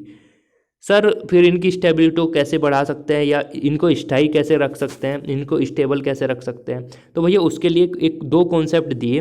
क्या कॉन्सेप्ट दिए सर, दो कॉन्सेप्ट ये दिए कि जो स्टेबल हैं बच्चों, समझना, जो स्टेबल हैं, जो कम स्टेबल है बच्चों, समझना, जो कम स्टेबल है उनमें क्या होगा। देखो दो कॉन्सेप्ट बता रहा हूँ आपको, एक तो विखंडन का कॉन्सेप्ट और एक संलयन का कॉन्सेप्ट, वो यहाँ से निकल के आया बच्चों, ठीक है। अब आपके क्वेश्चन उठा कि भैया विखंडन और संलयन में हमने तो पढ़ा है कि विखंडन में नाभिक टूट जाता है, संलयन में नाभिक जुड़ जाते हैं, दो नाभिक जुड़ जाते हैं हल्के हल्के, है ना, पता है। विखंडन में एक बड़ा नाभिक होगा बच्चों, ऐसा समझने के लिए नोट कर लेना विखंडन क्या होता है। विखंडन में क्या होगा, एक बड़ा नाभिक होगा, वो दो छोटे छोटे नाभिकों में टूट जाता है। ऐसे संलयन क्या होता है, संलयन में बच्चों इसमें दो छोटे छोटे नाभिक होते हैं और एक बड़ा नाभिक बनाता है और इसमें से बीच में से कोई एनर्जी भी निकलती है, क्यों, ये नोट कर लेना क्योंकि क्वेश्चन डाल रखे हैं यहाँ से। पर ये पूरा डीपली हम पढ़ेंगे यूनिट 4 में। अभी केवल केवल जो मैंने आपको बताया बस यही बात ध्यान रखना और ज़्यादा दिमाग मत चलाना अपना।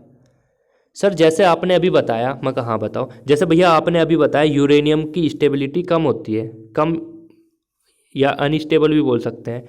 पर भैया इसको स्टेबल करने के लिए हम क्या काम करेंगे, भैया उसको स्टेबल करने के लिए हम दो प्रक्रिया अपनाते हैं, विखंडन और संलयन की, ठीक है ना।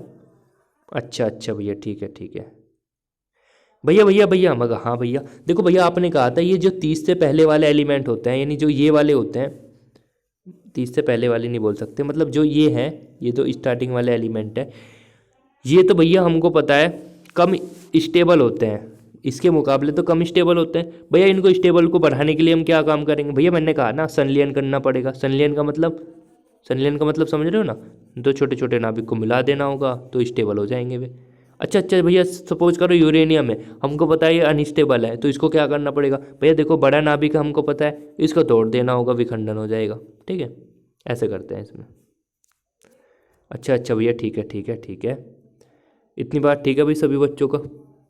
बताओ, देखो वही चीज़ लिख रखा। ओके बच्चों, इतनी बात ठीक है भैया सभी बच्चों की। और बच्चों एक बात और समझ लेना, जो आपका ड्यूटोन होता है, ये मैंने आपको बता दिया, इसका द्रव्यमान इतना होता है, सब चीज़। नाभिकीय बल के बारे में बच्चों मैं सब चीज़ बता चुका, नाभिकीय बल क्या होता है पता है ना सबको।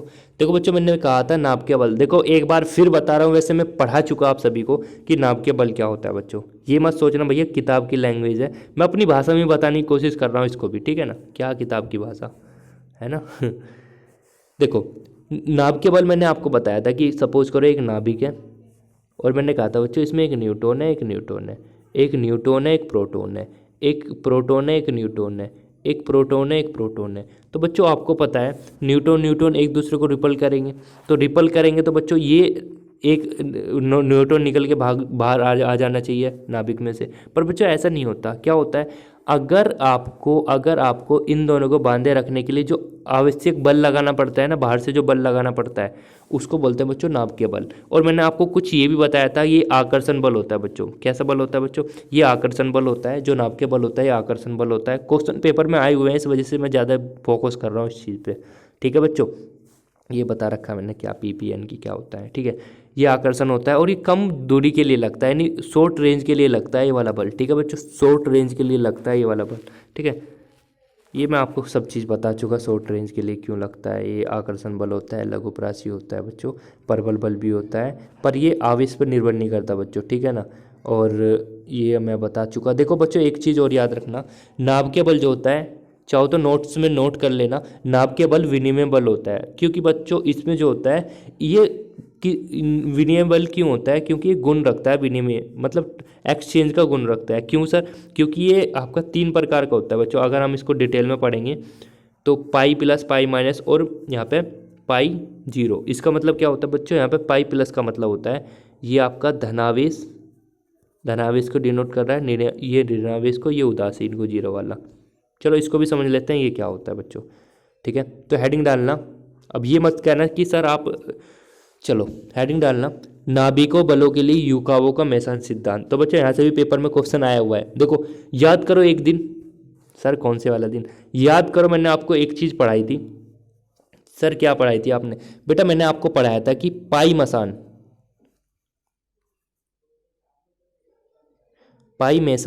की खोज किसने की थी, पाई मेसान की खोज किसने की थी। उस टाइम पे आपका आंसर नहीं आ रहा था, आपने कहा सर ये क्वेश्चन कहाँ से आ गया था, तो वो क्वेश्चन यहाँ से आया था बेटा, पाई मेसान की खोज किसने की थी। आपके मन में एकदम क्वेश्चन, सर युकावा ने की थी, युकावा ने, क्योंकि आप पढ़ चुके हैं ना, तो बेटा यहाँ से क्वेश्चन आया था 2020 में, ये वाला क्वेश्चन जो मैंने आपको करवा दिया ऑलरेडी। पाई मेसान की खोज किसने की थी बच्चों, युकावा ने। देखो मैं आपको मेन चीज़ बता रहा हूँ क्या है, वही बता दिया। चाहो तो अपनी लैंग्वेज में लिख लेना कि पाई मैसान की खोज युकावा ने 1935 ईस्वी में की थी। बस ये इंपॉर्टेंट चीज़ है और फालतू की चीज़ हमें नहीं पढ़नी। अच्छा, अब देखो क्या है। अब देखो बच्चों, ये जो था ये 3 प्रकार में इसने डिवाइड कर दिया बच्चों। 3 प्रकार में सर कैसे? एक तो बच्चों इन्होंने पाई प्लस में डिनोट कर दिया, एक पाई माइनस में डिवाइड कर दिया, और एक बच्चों आपका पाई जीरो में डिवाइड कर दिया बच्चों। पाई जीरो का मतलब इन्होंने कहा कि भैया पाई मैसान उदासीन है, और पाई प्लस का मतलब ये धनावेश है, और पाई माइनस का मतलब होता है ये ऋणावेश है बच्चों। ठीक है, ओके बच्चों।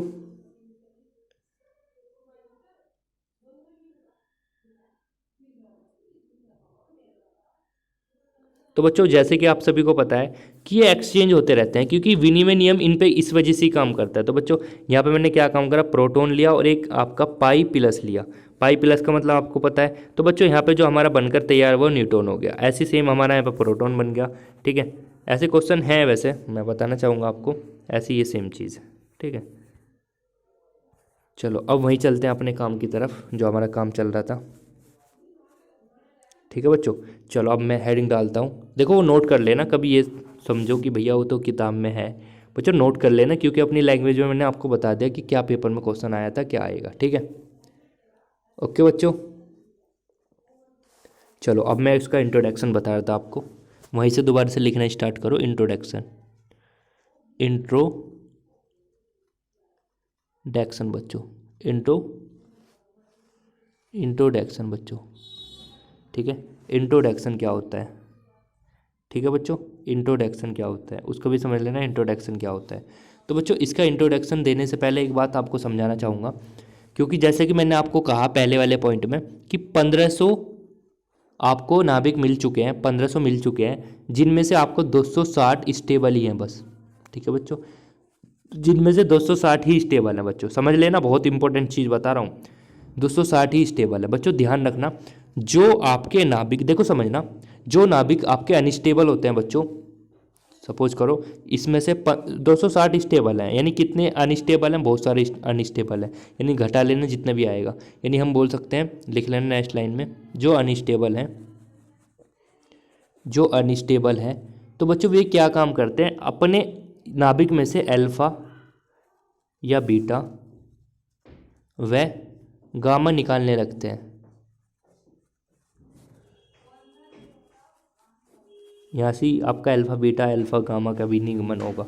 तो बच्चों ध्यान रखना, 1500 एलिमेंट्स में से 260 ही स्टेबल हैं, और जो अनस्टेबल होते हैं बच्चों, जो अनस्टेबल होते हैं वो खुद को स्टेबल बनाने के लिए, तो वो समझना, जो अनस्टेबल होते हैं वो खुद को स्टेबल बनाने के लिए अल्फा बीटा गामा निकालने लगते हैं। सर इससे क्या फ़ायदा होता है? भैया उनको स्टेबल बनना है, कामयाब बनना है, इस वजह से निकालना पड़ता है। ठीक है बच्चों, सर बात ठीक है, बात ठीक है, बात ठीक है। और जो बच्चों ये जो आपका बोल सकते हैं, ये जो आपका बोल सकते हैं, ये फिनोमिना, ये जो फिनोमिना होता है बच्चों, इस फिनोमिना को ही बोलते हैं हम रेडियो एक्टिविटी। इस फिनोमिना को ही बोलते हैं हम रेडियो एक्टिविटी। और बच्चों एक बात ध्यान और रखना, यानी जो अल्फा और बीटा, देखो बच्चों ये जो अल्फा और बीटा होता है, इतना नोट कर लिया, इस फिनोमिना को हम बोलते हैं क्या? Radio activity. इतना देखो क्या नोट करना है, इतने ही ज्ञात हैं, जो अनस्टेबल हैं उनको ये निकालते हैं, और इस फिनोमिना को हम बोलते हैं क्या? Radio activity. सर इतना नोट कर लिया, इतना नोट कर लिया, इतना नोट कर लिया। चलो बच्चों एक बात और ध्यान देना, एक बात और ध्यान देना बच्चों, जो अल्फा होता है, हाँ सर, जो बीटा होता है, हाँ सर, जो गामा होता है, हाँ सर, जो अल्फा होता है सर ये भी पार्टिकल होता है आपका, ये भी कण होता है, और जो ये होता है बीटा, ये भी पार्टिकल होता है। पर बच्चों एक ध्यान रखना, जो गामा होती है ये किरण होती है, किरण, गामा किरण। गामा किरण का मतलब क्या भैया? ये इलेक्ट्रोमैग्नेटिक वेव होती है। पेपर में क्वेश्चन आ सकता है यहाँ से कि बताइए इलेक्ट्रोमैग्नेटिक वेव कौन सी है? अल्फा बीटा गामा क्या है? इलेक्ट्रोमैग्नेटिक वेव होती है, विद्युत चुम्बकीय तरंग होती है बेटा। आपने पढ़ा होगा बीएससी सेकंड ईयर में, एंड 12th में भी पढ़ा है आपके, इलेक्ट्रोमैग्नेटिक वेव। ठीक है बच्चों, समझ में आ रही है बात? अल्फा भी पार्टिकल होता है, बीटा भी पार्टिकल होता है, और जो गामा होती है वो किरण होती है, इलेक्ट्रोमैग्नेटिक वेव। चलो भैया इतनी बात समझ में आ गई। चलो भैया एक बात और बताओ। मैं कहा हाँ जी बताओ। भैया अगर मैं आपसे ये पूछना चाहता हूँ कि इसकी डिस्कवरी किसने की थी, मतलब इसकी खोज किसने की थी? किसकी खोज भैया? यानी जो आपका रेडियो एक्टिविटी थी, इसकी खोज किसने की थी? तो हम लिख लेना डिस्कवर, इसको जो डिस्कवर करा था बच्चों वो किया था हेनरी बैक्यूरल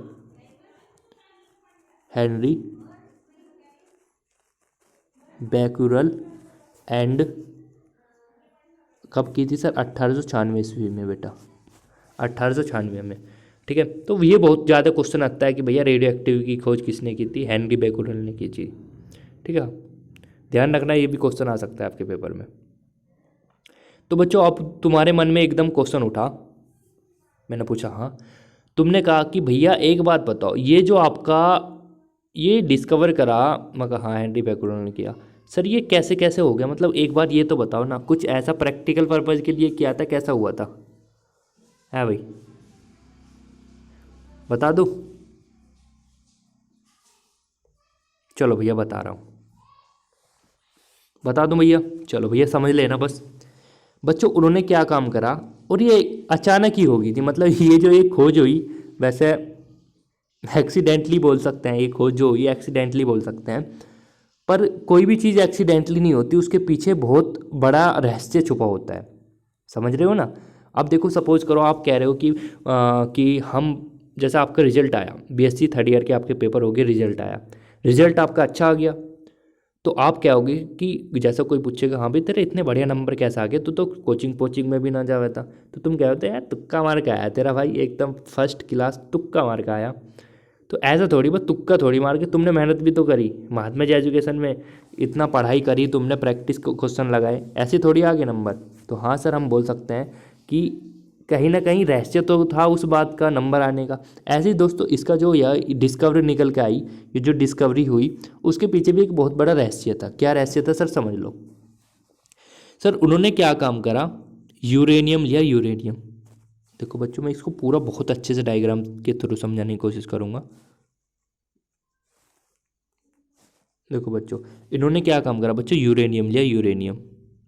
यूरेनियम आपको पता है यूरेनियम क्या होता है? ठीक है बच्चों, यूरेनियम लिया इन्होंने, यूरेनियम।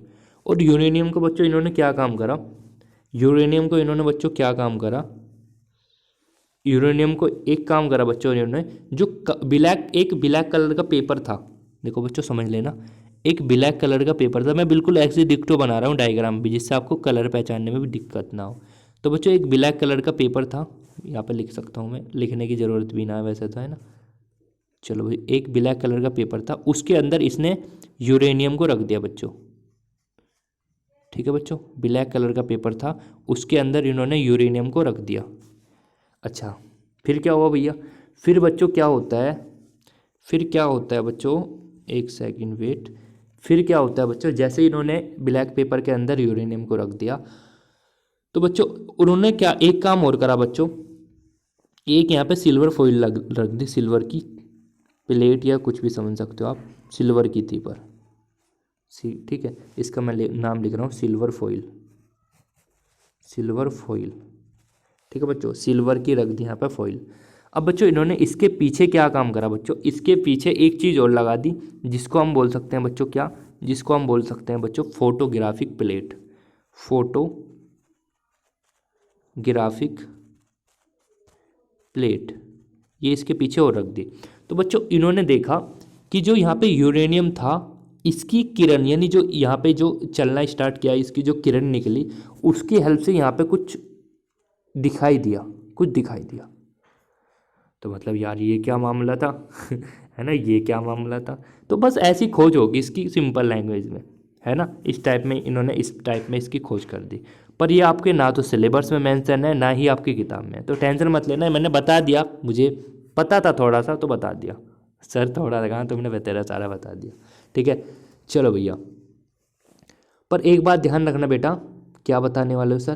बेटा एक ध्यान रखना, ये जो आपको अल्फा बीटा गामा होते हैं, चाहो तो लिख लेना इस पॉइंट को, जितने भी बेटा आपके अल्फा बीटा गामा होते हैं, जितने भी आपके अल्फा बीटा गामा होते हैं, जितने भी आपके अल्फा बीटा गामा होते हैं बच्चों, ये टेम्परेचर से बोल सकते हैं इंडिपेंडेंट होते हैं, टेम्परेचर का इन पे कोई असर नहीं होता बच्चों, टेम्परेचर से अनअफेक्टेड होते हैं, ये ज़्यादा अच्छा रहेगा, अनअफेक्टेड, अनअफेक्टेड बच्चों, ठीक है, अनअफेक्टेड होते हैं टेम्परेचर से, कोई असर नहीं होता, क्योंकि आपको पता है यहाँ पे बहुत बड़े बड़े एलिमेंट होते हैं और इसमें से बहुत ज़्यादा एनर्जी रखी होती है, इस वजह से टेम्परेचर कितना ही बढ़ा लेना ना तो उन पर कोई असर नहीं होता बच्चों, ठीक है।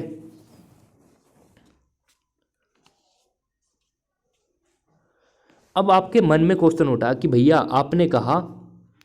आपने कहा कि भैया इतने एलिमेंट में से इतने स्टेबल हैं और कुछ अनस्टेबल हैं, पर भैया अनस्टेबल स्टेबल क्यों है ये तो बताओ ना।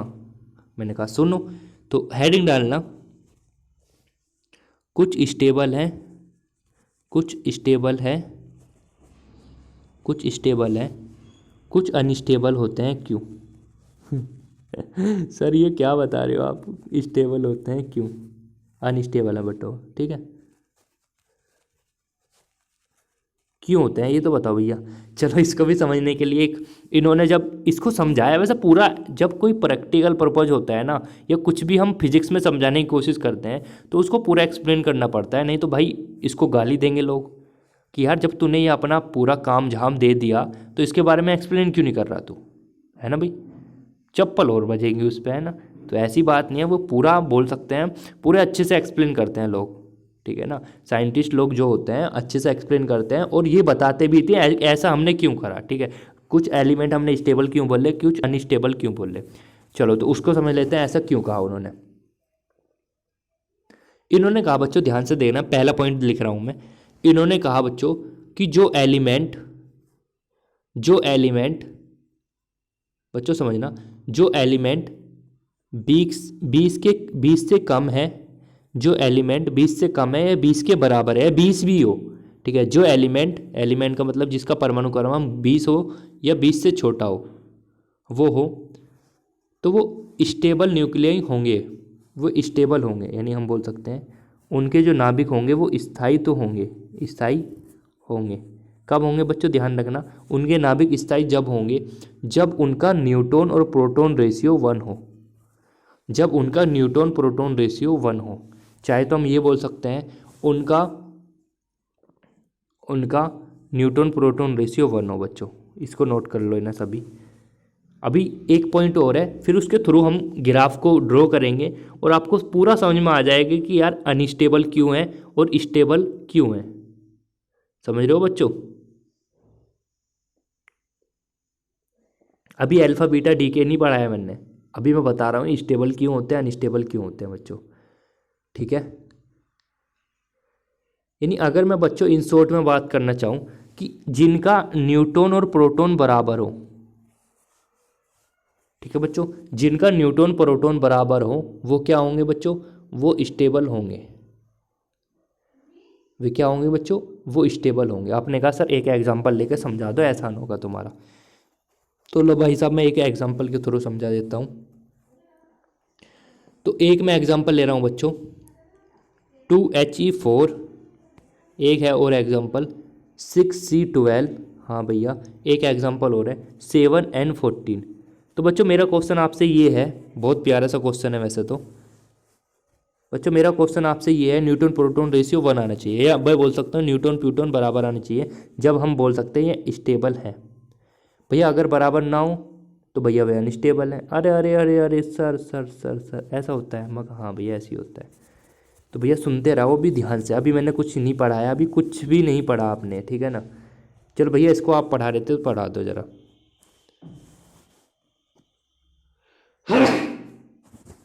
सॉरी। अब देखो बच्चों ये आपने निकाल लिया बच्चों, आपने यहाँ पे आपको पता है इसमें प्रोटॉन कितने हैं, सर इसमें है प्रोटॉन 2। बच्चों इसमें न्यूट्रॉन निकाल लेना, सर इसमें न्यूट्रॉन है 2। अच्छा सर यहाँ पर निकाल लेना, भैया इसमें प्रोटॉन है 6 और न्यूट्रॉन निकालना, भैया न्यूट्रॉन भी है 12 में से 6 गए 6, मगर ठीक है इसमें निकालना। भैया प्रोटॉन है 7 और न्यूट्रॉन निकालना भैया वो भी 7। देखो बच्चों ध्यान रखना, यानी हम बोल सकते हैं 2, यानी जो आपका हीलियम है जो ये है एंड ये, तो हम बोल सकते हैं कहीं ना कहीं अगर हम और की भी निकाल लें बच्चों, Na का निकाल लें, Mg का निकाल लें, या फिर हम कैल्शियम का निकालना है, यानी 20 तक के जितने भी एलिमेंट हैं उनमें ये कंडीशन देखने को मिलती है बच्चों, यानी उसमें न्यूट्रॉन और प्रोटॉन बराबर होता है। यानी हम बोल सकते हैं न्यूट्रॉन और प्रोटॉन का रेशियो, बच्चों देखना न्यूट्रॉन और प्रोटॉन का रेशियो सब में 1 आ रहा है, नहीं 1 आ रहा है, देखो कैंसिल हो जाएंगे तो 1 ही तो आएगा, यानी हम बोल सकते हैं इसमें न्यूट्रॉन और प्रोटॉन का रेशियो 1 आता है। उतार लेना सभी। अच्छा ये हो गया भैया। भैया एक एग्जाम्पल और समझाओ बच्चों, अगर मैं 12 mg की बात करता हूँ, 12 mg 24, एंड बच्चों मैं बात कर लेता हूँ 30 नहीं 20 पे आता है ना वो, तो 20 Ca14। तो बच्चों अगर मैं इसमें प्रोटॉन की संख्या देखता हूँ तो प्रोटॉन बच्चों 12 है। अगर मैं न्यूट्रॉन की संख्या देखता हूँ भैया, न्यूट्रॉन भी 12 है। ऐसे सेम यहाँ पे प्रोटॉन देखता हूँ बच्चों तो वो 20 आता है, एंड न्यूट्रॉन देखता हूँ वो भी 20 आता है। तो बच्चों आप कह सकते हो कि 20 तक के जितने भी एलिमेंट हैं वो स्टेबल होते हैं। समझ में आ रही है बात? हाँ सर ये बात तो हमारे पल्ले पड़ेगी कि ऐसा ऐसा होता है। चलो मैंने कहा अच्छा चलो भैया, अगर मैं इसको ग्राफ से प्लॉट करना चाहूँ तो ग्राफ से प्लॉट कर सकता हूँ मैं इस चीज़ को। तो भैया देखो, ग्राफ से प्लॉट करना चाहता हूँ इस चीज़ को कि कैसे कैसे होता है। तो बच्चों ये मैं ग्राफ प्लॉट कर रहा हूँ इसके लिए कि जो 20 तक के एलिमेंट होते हैं उनके लिए। तो बच्चों देखना, अगर मैं बोलना चाहूँ कि ये नंबर ऑफ प्रोटॉन्स है, नंबर ऑफ प्रोटॉन्स का मतलब समझ रहे हो बच्चों, नंबर ऑफ प्रोटॉन्स, ये आपका जेड मान लो, इसको जेड ही तो होता है नंबर ऑफ प्रोटॉन्स। और बच्चों यहाँ पे मैं बोल रहा हूँ ये नंबर ऑफ न्यूट्रॉन्स है, यानी ये न्यूट्रॉन की संख्या है बच्चों। नंबर ऑफ प्रोटॉन और नंबर ऑफ न्यूट्रॉन के बीच में मैं वक्र खींचना चाहता हूँ। बच्चों मैं ये कह रहा हूँ, ये आपको पता है 0 पॉइंट होता है, वैसे भी 0 है। और बच्चों ये मैं कह रहा हूँ ये 10 है यहाँ पे, ये मान लो ये 10 है, समझना, एक सेकंड, 10 है, ये बच्चों 20 है, इनकी वैल्यू लिखने में थोड़ी प्रॉब्लम हो रही है मुझे। ये 20 मान लो, ये ऐसा 30 मान लो, ये 40 मान लो बच्चों, एंड अगला 50 70 80 मान लो, ऐसे मान लो 70 80 कुछ भी मान लो, डैश डैश करके। ये मैंने लास्ट वाला पूछा दिया 83 पे, ठीक है। ऐसे लिखते हुए चलना 10 20 30 40, आपको स्टेप बाय स्टेप लिखना, क्योंकि मुझे लिखने में प्रॉब्लम हो रही है, इस वजह से मैंने थोड़ी थोड़ी लिखी। ऐसे बच्चों आप इधर लिखते हुए चलना 10 20 30 40 50 60, ऐसे लिखते हुए चलना। मैं मुद्दे की बात बता रहा हूँ, मुद्दे में एंड में आपको लिखना है 110, ठीक है बच्चों। अच्छा अगर मैं ये बोलना चाहता हूँ कि 20 तक के एलिमेंट तो सभी का, यानी जो न्यूट्रॉन प्रोटॉन रेशियो होगा इक्वल होगा बच्चों। हाँ सर इक्वल होता है, इक्वल होता है, इक्वल होता है। तो बच्चों मैं ये बोल सकता हूँ न्यूट्रॉन प्रोटॉन एक दूसरे के अनुक्रमानुपाती है। हाँ भैया, तो 20 तक के तो ये जो आपकी लाइन होगी बच्चों 20 तक तो ऐसी स्ट्रेट लाइन में बढ़ेगी। अच्छा भैया ठीक है ठीक है, यानी 20 तक के एलिमेंट तो आपके 20, ये रहा ना 20, यहाँ तक की तो है 20, यहाँ तक की तो है 20, मतलब यहाँ तक ही स्ट्रेट लाइन में ऐसी बढ़ेगी, ठीक है भैया। भैया अगर आप बात करना चाहो 20 से ज़्यादा एलिमेंट हो जाएं बच्चों, फिर उसका क्या होगा? तो बच्चों समझना 20 से ज़्यादा एलिमेंट, अगर मैं 26 की बात करता हूँ, समझाने के लिए बता रहा हूँ, 26 Fe की बात करता हूँ बच्चों, और 56 की बात कर रहा हूँ बच्चों, 26 Fe 56 की।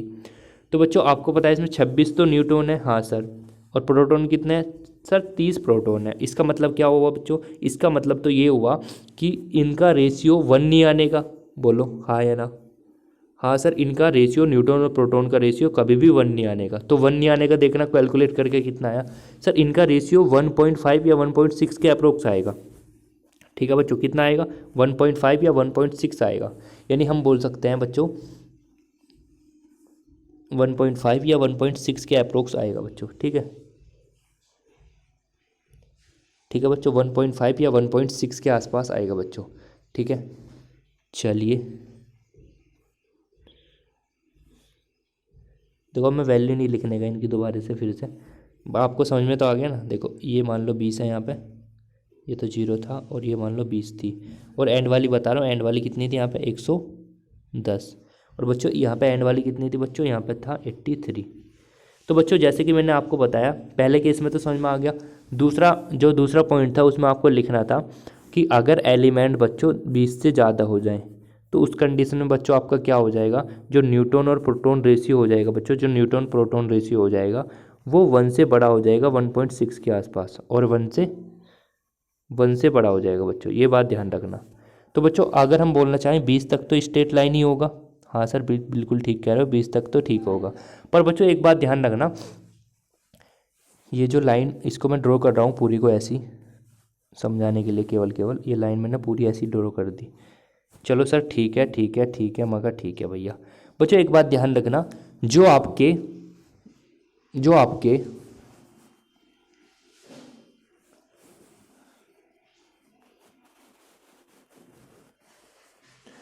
ठीक है बच्चों, देखो ये जो आपको लाइन दिखाई दी है ब्लैक वाली, इसको बोलते हैं बच्चों, हम क्या बोलते हैं बच्चों, इसको ध्यान रखना, स्टेबिलिटी बेल्ट बोलते हैं।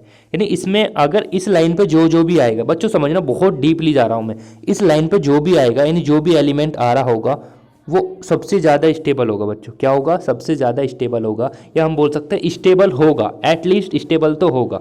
और जो बच्चों ये 20 तक के एलिमेंट जितने भी हैं, मैंने ब्लैक ब्लैक से डिनोट कर दिए, ये भी स्टेबल होंगे। अब तुम कहोगे सर फिर इस रेड रेड वाली लाइन का मतलब क्या है? बच्चों ये जो रेड रेड लाइन होती है ना, ये स्टेबिलिटी को नहीं दिखाती बच्चों।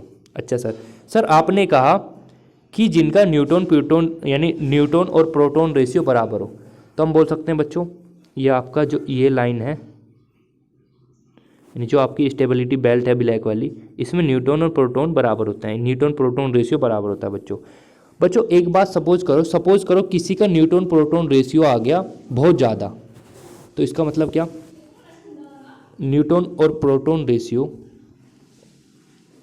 समझना बच्चों। अब मैंने क्या कहा देखो समझना, ये जो ब्लैक वाली लाइन है इसमें केवल वही एलिमेंट रहेंगे जो स्टेबल हैं। रिपीट करना चाहता हूँ इस बात को, ये जो मैंने ब्लैक और इसको बोलते हैं बच्चों, लिख लेना स्टेबिलिटी बेल्ट, इसको स्टेबिलिटी बेल्ट बोलते हैं। इसमें वही एलिमेंट होंगे जो स्टेबल हैं। अच्छा अब तुम कहोगे भैया जो स्टेबल नहीं है उनका क्या होगा? तो बच्चों ध्यान रखना, जो स्टेबल नहीं है या जिसमें न्यूट्रॉन प्रोटॉन रेशियो कम है, बच्चों देखना जिसमें न्यूट्रॉन प्रोटॉन रेशियो कम है या जिसमें न्यूट्रॉन प्रोटॉन रेशियो अधिक है, उसका क्या होगा भैया? देखो बच्चों पहली बात तो एक बात ध्यान रखना,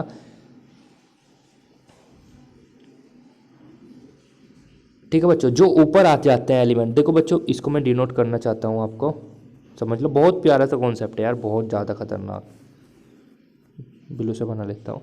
तो बच्चों जिनका न्यूट्रॉन की संख्या बढ़ गई, देखो सपोज करो भैया जैसे ये मैं डॉट से डिनोट कर रहा हूँ, जिसमें न्यूट्रॉन की संख्या बढ़ चुकी है भैया, जिसमें न्यूट्रॉन की संख्या बढ़ चुकी है और जिसमें प्रोटॉन की संख्या बढ़ चुकी है, नीचे वाली है प्रोटॉन की संख्या बच्चों, प्रोटॉन की संख्या जो यहाँ पे है, ये न्यूट्रॉन के या प्रोटॉन की संख्या है बच्चों। देखो यहाँ पे इसको मैं बोलना चाहता हूँ न्यूट्रॉन की संख्या, एन का मतलब न्यूट्रॉन की संख्या है बच्चों, और ये आपका ये है नीचे वाला प्रोटॉन की संख्या बच्चों। देखो अब हमको क्या काम करना है, न्यूट्रॉन की संख्या यहाँ पे बढ़ चुकी है बच्चों, पर हमको स्टेबल करना है। अब जब न्यूट्रॉन की संख्या बढ़ चुकी है तो मुझे न्यूट्रॉन प्रोटॉन रेशियो कम करना पड़ता है बच्चों, इसमें न्यूट्रॉन प्रोटॉन रेशियो कम करना पड़ता है, और जब जाके ये आपकी स्टेबिलिटी बेल्ट पर आ जाते हैं ये एलिमेंट और स्टेबल हो जाते हैं बच्चों।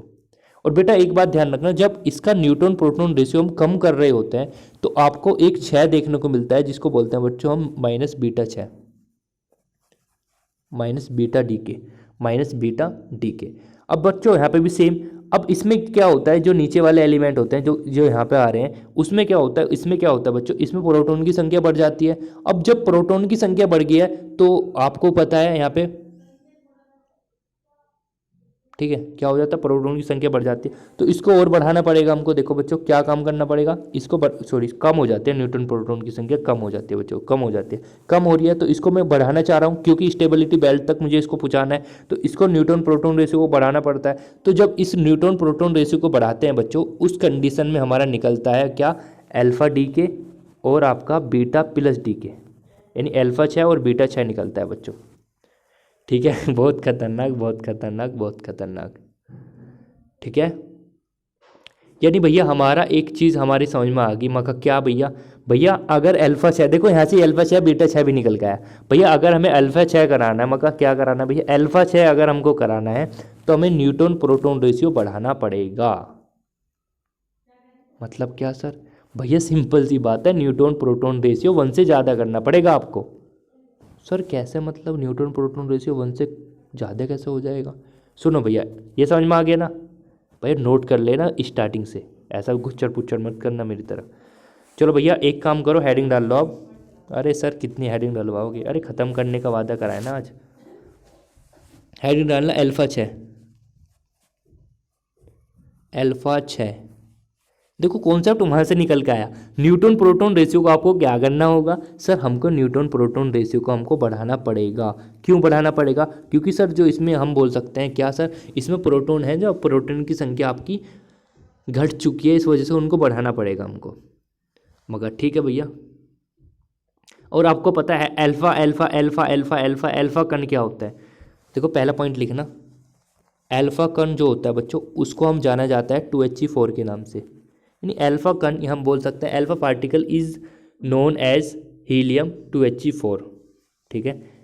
एंड टू इज आपका एटॉमिक नंबर, एंड 4 इज क्या डिनोट करता है बच्चों? 4 डिनोट करता है आपके मास नंबर को। आपको पता है भैया 4 क्या डिनोट करता है। तो बच्चों अगर हम और डीपली इसमें घुसना चाहें तो दूसरे पॉइंट में ये भी लिख सकते हैं कि मास कितना है बच्चों? मास है आपका 4 AMU, क्योंकि ऊपर 4 आ रहा है। एंड आपका चार्ज कितना होता है बच्चों?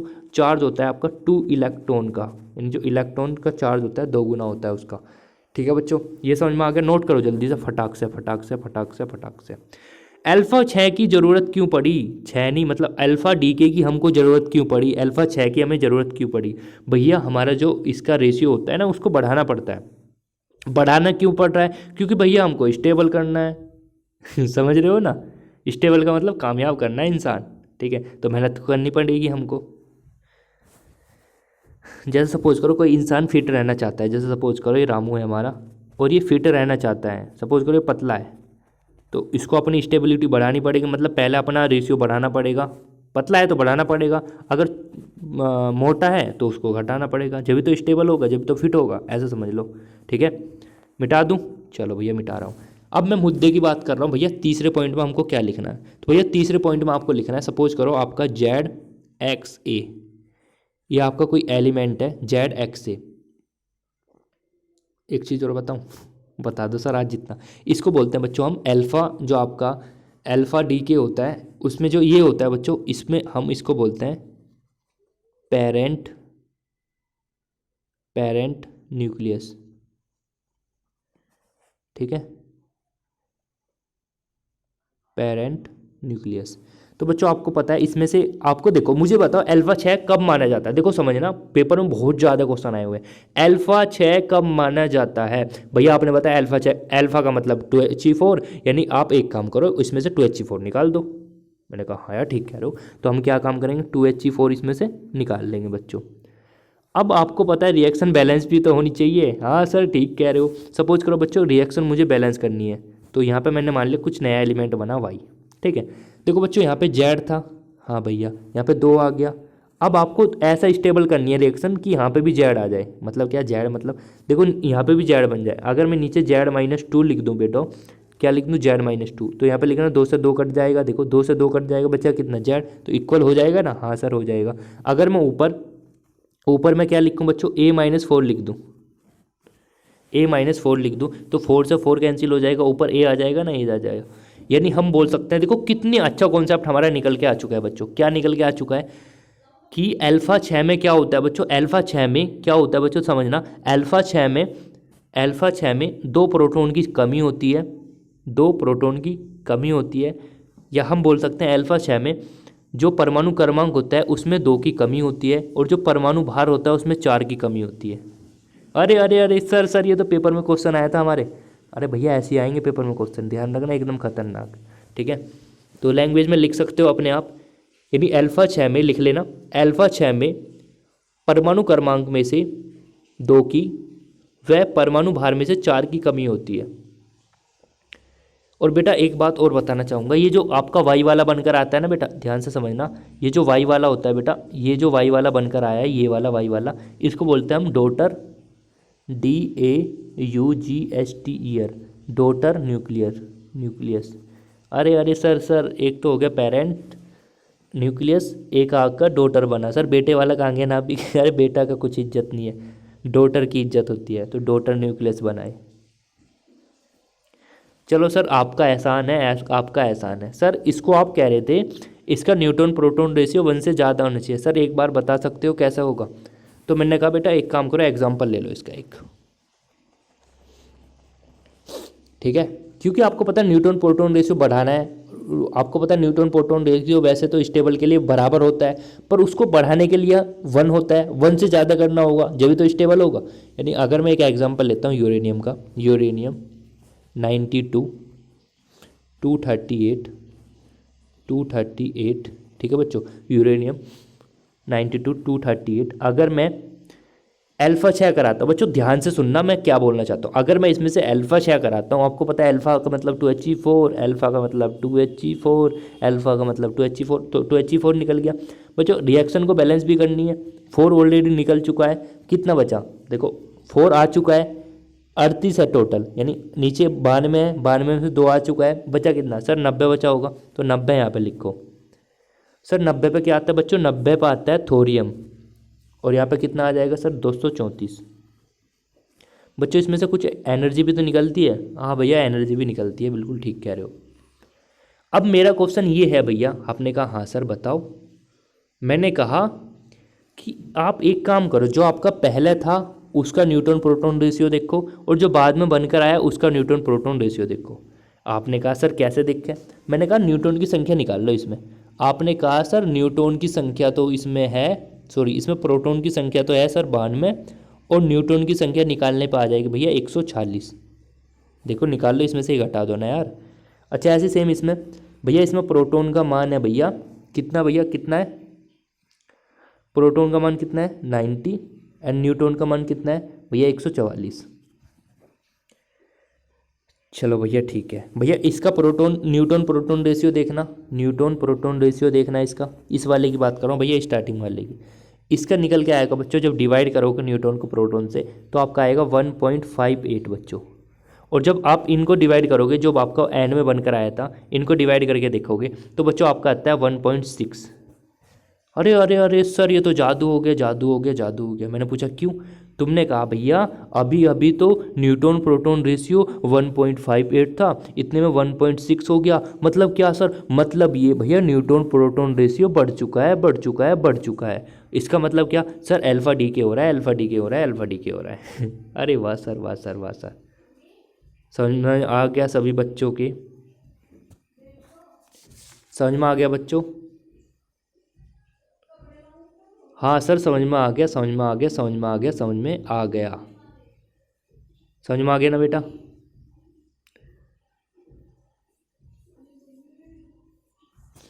चलो स्टूडेंट, इसको मैं खत्म करता हूँ, अब मैं स्टार्ट कर रहा हूँ बीटा 6। इतने ही क्वेश्चन आते हैं आपके पेपर में, वहाँ से टेंशन मत लेना, वही है आपकी, ठीक है। अगला है आपका बीटा 6। बीटा 6 क्या होता है, बीटा 6 क्या होता है, अगर मैं कराता भी ना, उसकी काइनेटिक एनर्जी भी निकाल लेता, वहाँ पे संवेग संरक्षण का नियम भी लगा के आपको बता देता, पर कहीं ना कहीं आपके एग्जाम में वहाँ से कुछ भी क्वेश्चन नहीं आया, तो मैं नहीं करा रहा आपको, ठीक है ना। कराने को तो मैं यार इसके ऊपर कम से कम 20 घंटे दे सकता हूँ आपको, इस टॉपिक के ऊपर ही, जो यूनिट 3 है इसके ऊपर 20 घंटे लगा सकता हूँ, इतना कंटेंट है, पर कहीं ना कहीं आपके लिए इम्पोर्टेंट नहीं है, तो कोई ज़रूरी बात नहीं है। बीटा 6 क्या होता है सर, वो समझ लो, बीटा 6, बीटा 6, बीटा 6। देखो बच्चों बीटा 6 हमारा 2 टाइप से हम करेंगे, 2 टाइप से। कितने टाइप से सर, हम करेंगे बेटा बीटा 6 2 टाइप से, एक तो माइनस बीटा 6, एक आपका प्लस बीटा 6, ठीक है। वैसे मुझे ऐसा महसूस हो रहा है आपके में तो एक ही है बस, है ना, हाँ एक ही है, ठीक है बच्चों। तो बीटा 6 क्या होता है भैया, उसको समझ लो, उसको समझ लो, उसको समझ लो, समझा दो बच्चों। चलो पहला लिख लो आप सभी, माइनस बीटा 6, बीटा 6। देखो क्वेश्चन वही बनेगा जो मैं आपको बता रहा हूँ, टेंशन मत लेना कि सर आप अलग पढ़ा रहे हो, हमारे पेपर में कुछ और आया था, ऐसे टेंशन मत लिया करो, मैं जो बता रहा हूँ वो इम्पोर्टेंट है, उसको लिख लो बस, ठीक है ना। माइनस बीटा 6 क्या होता है सर, ये बता दो हमको। देखो बच्चों माइनस का मतलब होता है, माइनस का मतलब इसमें से आपको इलेक्ट्रॉन निकालना है बच्चों, इसमें से आपको क्या निकालना है बच्चों, इसमें से आपको निकालना है 1 0, या फिर इसको बोल सकते हैं, इसका दूसरा नाम ये होता है -1 बीटा 0, ठीक है बच्चों। माइनस या तो इलेक्ट्रॉन निकालना है, ये भी इलेक्ट्रॉन ही बोलते हैं इसको भी, इसको भी इलेक्ट्रॉन बोलते हैं। मतलब एक बात ध्यान रखना, अगर कभी भी माइनस बीटा 6 कराना है तो इसमें से इलेक्ट्रॉन निकाल देना होगा जिसमें से भी बोल रहा है। चलो भैया एक हमको चीज़ समझा दो, क्या बोलना चाहते हो। तो मैंने कहा x ZA, मैंने एग्जाम्पल के लिए ये लिखा। आपको पता है माइनस बीटा 6 अगर मुझे कराना, देखो बीटा 6 नहीं पढ़ रहा मैंने बीटा 6 को 2 पार्ट में डिवाइड कर दिया, माइनस बीटा 6 प्लस बीटा 6। ठीक है बच्चों, मैं माइनस बीटा 6 आपको करा रहा हूँ। तो बच्चों क्या हुआ, जब इसमें मैंने ये कराया तो आपका ये निकलना चाहिए, तो मैंने इसमें क्या लिख लिया, -1, इलेक्ट्रॉन 0 निकलेगा 100%। अच्छा बच्चों, अब मुझे ये बताओ, जब आपका एक ऑलरेडी निकल चुका है बच्चों, देखो समझना, तो जो आपका नया एलिमेंट बनेगा वो क्या आएगा बच्चों, वो आएगा सर, देखो जेड है यहाँ पे नीचे की तरफ, वहाँ पे 1 ऑलरेडी आ चुका है। अगर बच्चों नीचे में Z+1 लिखूँ तो अच्छा है ना, क्योंकि 1 से तो 1 कैंसिल हो जाएगा, बचेगा क्या, जेड, तो जेड ही तो आ रहा नीचे भी। हाँ सर ठीक है ठीक है ठीक है। अगर बच्चों मैं ऊपर ए ही लिख दूँ, क्योंकि ए में से 0 को घटाएंगे तो फिर भी ए ही आएगा। तो बच्चों एक आपकी डेफिनेशन यहाँ से तैयार हो चुकी है कि माइनस बीटा 6 में क्या होता है। माइनस बीटा 6 में बच्चों ये होता है कि जो आपका यानी जो आपका परमाणु बोल सकते हैं एटॉमिक नंबर होता है, यानी जो परमाणु संख्या होती है, एटॉमिक जो नंबर होता है, उसमें तो एक की बढ़ोतरी हो जाती है, एक की बढ़ोतरी होती है, एक की बढ़ोतरी होती है, पर जो बच्चों द्रव्यमान संख्या होती है, द्रव्यमान संख्या होती है, वो वैसा का वैसी रहता है जैसा होता है। इस लाइन को लिख लेना बच्चों, मैं बोल रहा हूँ ना तो इसका मतलब है कि लिख लेना आप सभी, ठीक है ना। ओके, समझ में तो आ गया ना, मेन चीज़ ये है, समझ में आना चाहिए। लिखना हो या ना लिखना वो आपके ऊपर डिपेंड करता है।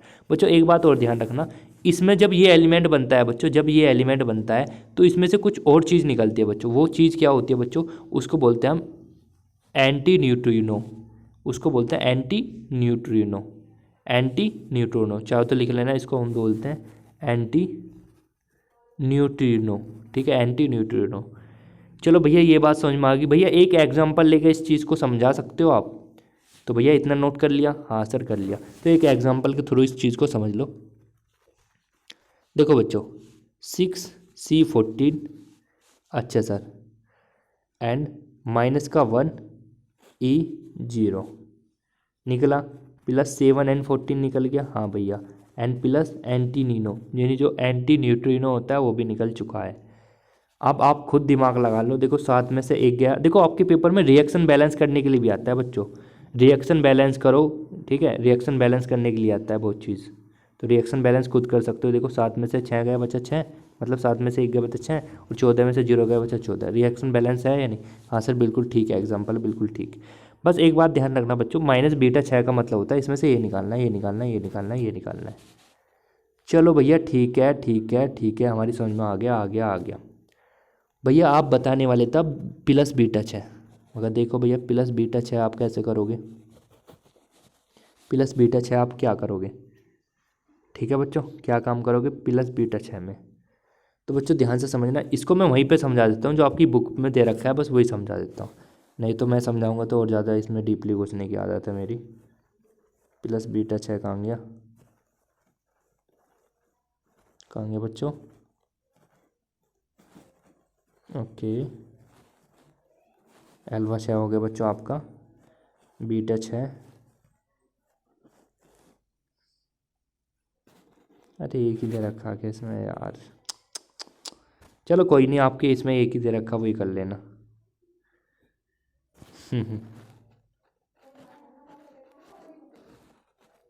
चलो हाँ 2 दे रखे यार, कैसी बात करो सर, है तो 2, एक तो ये रहा जो मैंने आपको कराया अभी अभी, एक होता है बच्चों ये वाला, ठीक है बच्चों, क्या होता है सर, एक होता है बच्चों आपका ये वाला,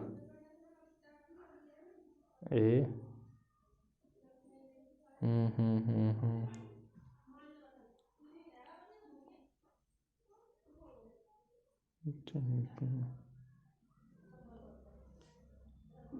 अरे नहीं यही तो है, एक ही है यार, मैं सोच रहा अलग अलग, एक ही है बच्चों, ठीक है ना, एक ही दे रखा है जो मैंने आपको समझा दिया, ठीक है बच्चों, टेंशन मत लेना उस चीज़ के बारे में।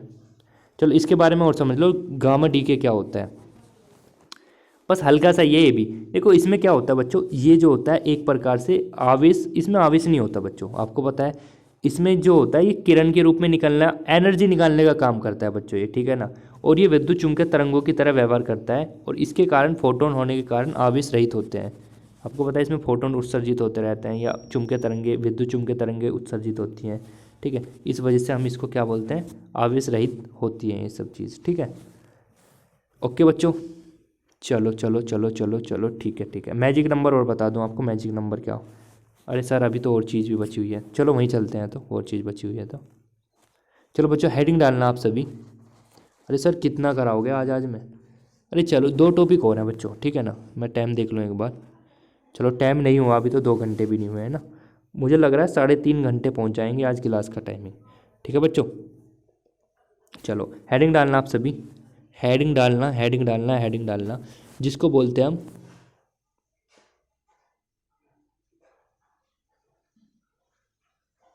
हेडिंग डालना बच्चों, रदरफोर्ड व सोडी का नियम। रदरफोर्ड, यहाँ से पेपर में क्वेश्चन आया हुआ है, रदरफोर्ड व सोडी का नियम।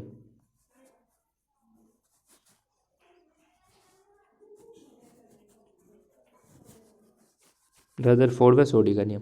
देखो बच्चों आप बताओ मुझे इसको प्रूफ कराना चाहिए या नहीं।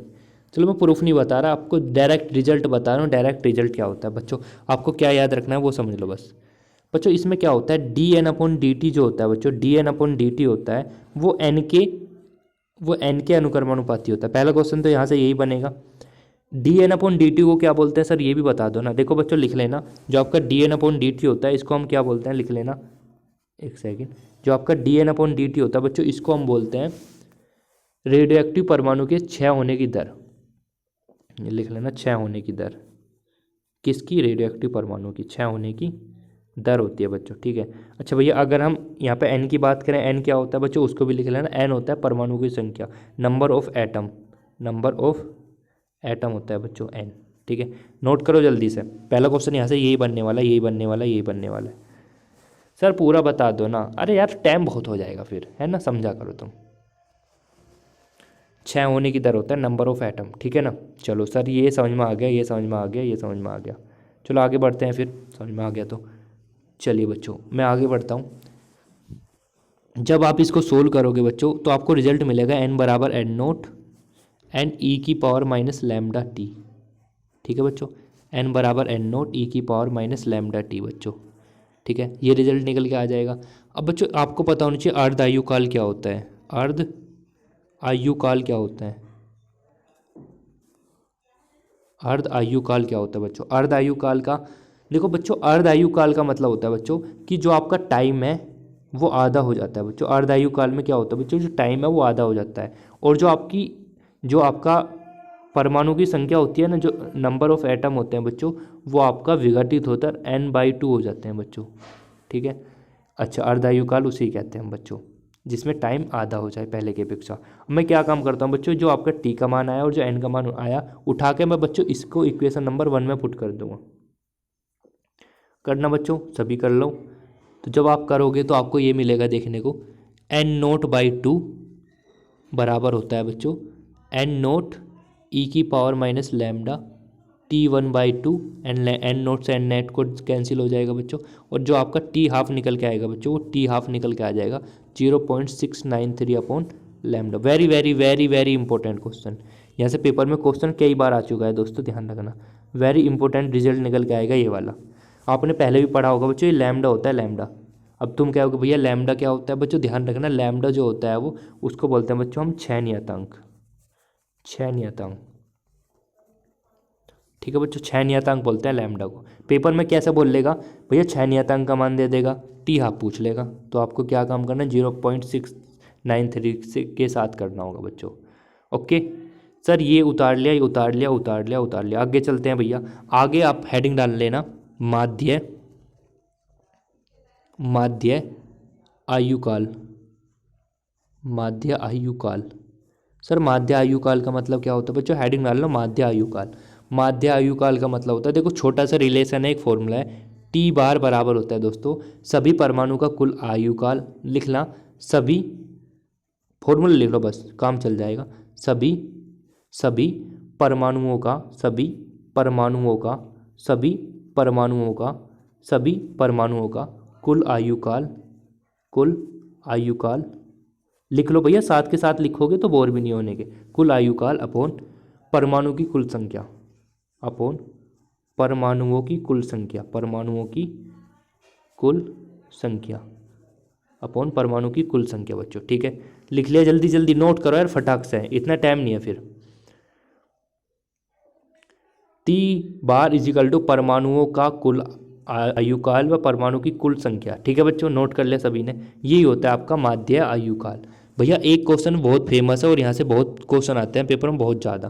क्या क्वेश्चन है भैया? रिलेशन बिटवीन यानी हम बोल सकते हैं माध्य आयुकाल, माध्य आयुकाल, हाँ भैया, 6 नियतांक तथा अर्धायुकाल में संबंध, तथा अर्धायु में संबंध। हेडिंग डाल ली सभी बच्चों ने? डाल ली बच्चों? जल्दी जल्दी हेडिंग डाल लो, हाथ जल्दी तेजी से चलाया करो बच्चों। ठीक है, मैं आपको रिजल्ट बता दूंगा, मेन चीज़ क्या है, क्वेश्चन क्या आएगा पेपर में वो बता दूंगा बस। ठीक है, माध्य आयुकाल, 6 नियतांक तथा अर्धायुकाल में संबंध क्या होता है बच्चों? चलो इसको समझ लो। टी बार जो होता है बच्चों वो हो जाएगा आपका 1/λ, टी बार हो जाएगा आपका 1/λ, और जो आपका टी वाई बाई 2 होता है आपको पता है 0.693/λ होता है। और बच्चों आपको पता चल चुका है कि 1/λ किसके बराबर है? सर हमारा इसके बराबर है 1/λ। तो बच्चों ये 1/λ ही तो बन रहा है यहाँ पे, देखो 1/λ, तो मैं इसके बराबर लिख सकता हूँ इसको। तो हमारा आ जाएगा T half is equal to बच्चों 0.693 एंड टी बार।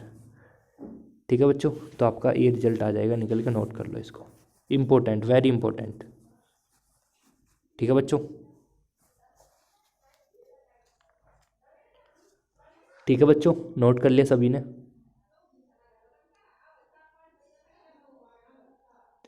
नोट कर लिया बच्चों? नोट कर लो जल्दी से।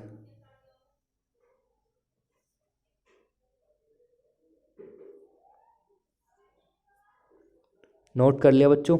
हाँ जी सर कर लिया। अब देखो मेन मुद्दे की बात समझ लो, मेन मुद्दे की बात क्या है। देखो बच्चों मैजिक नंबर रह गया आपका टॉपिक एक, मैजिक नंबर, और वहाँ से डेफिनेटली पेपर में ज़रूर क्वेश्चन आता है बच्चों। ठीक है, क्या सर क्या रह गया? सर आपका रह गया मैजिक नंबर, एक आपका ये रह गया सेल मॉडल। देखो मैजिक नंबर बता रहा हूँ क्योंकि मैजिक नंबर बहुत छोटा सा टॉपिक है, क्योंकि इसका मैं सेपरेट वीडियो बनाऊंगा बच्चों। 2 टॉपिक रह गए वैसे आपके, एक तो आपका ड्रॉप परमाणु मॉडल और एक आपका सेल मॉडल। ठीक है, ओके बच्चों, सेल मॉडल भी काफ़ी इंपॉर्टेंट है पेपर के लिए, और बूंद मॉडल भी काफ़ी इंपॉर्टेंट है। मैं अभी फ़िलहाल आपको मैजिक नंबर बता रहा हूँ, मैजिक नंबर क्या होता है।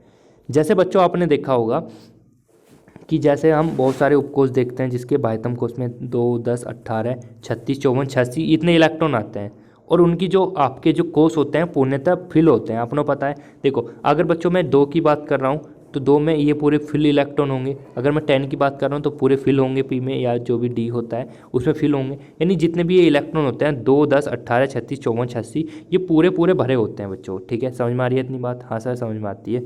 अब बच्चों एक बात ध्यान रखना, ये जो आपको नंबर दिखाई दे रहे हैं, ये जो नंबर दिखाई दे रहे हैं 2, हाँ भैया 8, हाँ भैया 20, हाँ भैया 28, हाँ भैया 52, हाँ भैया 52 नहीं 50, 50 हाँ भैया, और आपका 82, हाँ भैया 126, जितने भी ये नंबर मैंने लिखे हैं 2, 8, 20, एक बार बोलो मेरे साथ, 2, 8, 20, 2, 8, 20, 2, 8, 20, 28, 50, 82, 126। इनके अलावा अगर कोई भी आपको दिखाई दे रहा है, पूछ रहा है क्वेश्चन में कि ये नंबर है या नहीं, मैजिक नंबर है या नहीं, तो भैया यही बस मैजिक नंबर होते हैं।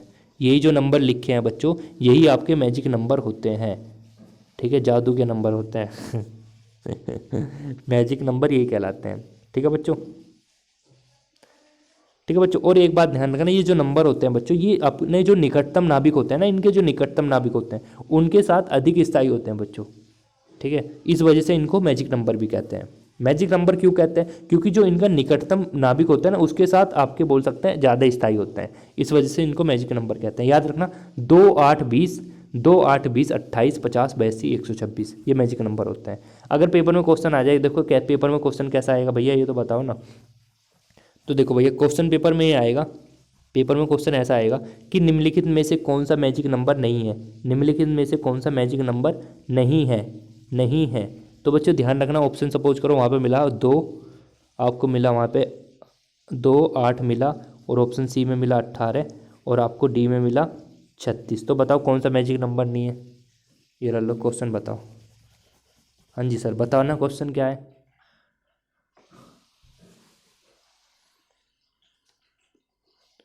कौन सा मैजिक नंबर, और ध्यान रखना बेटा यहाँ से पेपर में 3 बार क्वेश्चन आ चुका है ये वाला, तो मतलब सेम कॉन्सेप्ट है, पर ऐसे क्वेश्चन 3 से 4 बार पेपर में आ चुके हैं, इस वजह से मुझे बताना पड़ा ये सब चीज़। ठीक है बच्चों। हाँ सब सभी का ठीक है, 8 सही है, क्योंकि मैंने बताया दो ये सब चीज़ होते हैं ना, 2 10 18 36 54 86 और 126 ये सब चीज़ होते हैं ना।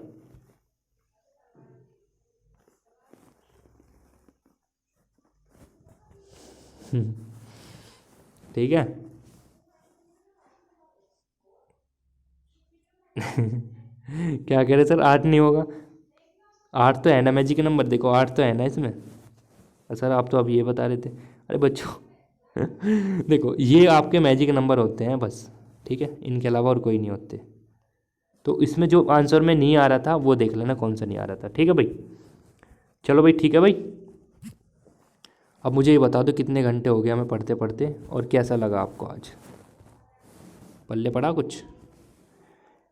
चलो चलो चलो, एक काम और करते हैं यार, मैं क्वेश्चन और करा देता हूँ। ओके, न्यूक्लियस स्पीशीज PDF, लो भैया। चलो ये वाला क्वेश्चन बताओ बच्चों, इसका आंसर क्या होगा? इस ऐसे ऐसे क्वेश्चन बहुत आते हैं तुम्हारे पेपर में। यदि प्रकाश की चाल वर्तमान चाल की दोगुनी हो जाए तो नाभिक की बंधन ऊर्जा कितनी हो जाएगी? बच्चों बताना, आंसर तो दे रखा है इसका। चलो तुम एक काम करो, बहुत होशियार हो रहे तुम आ जाए। चलो ये बताओ बच्चों,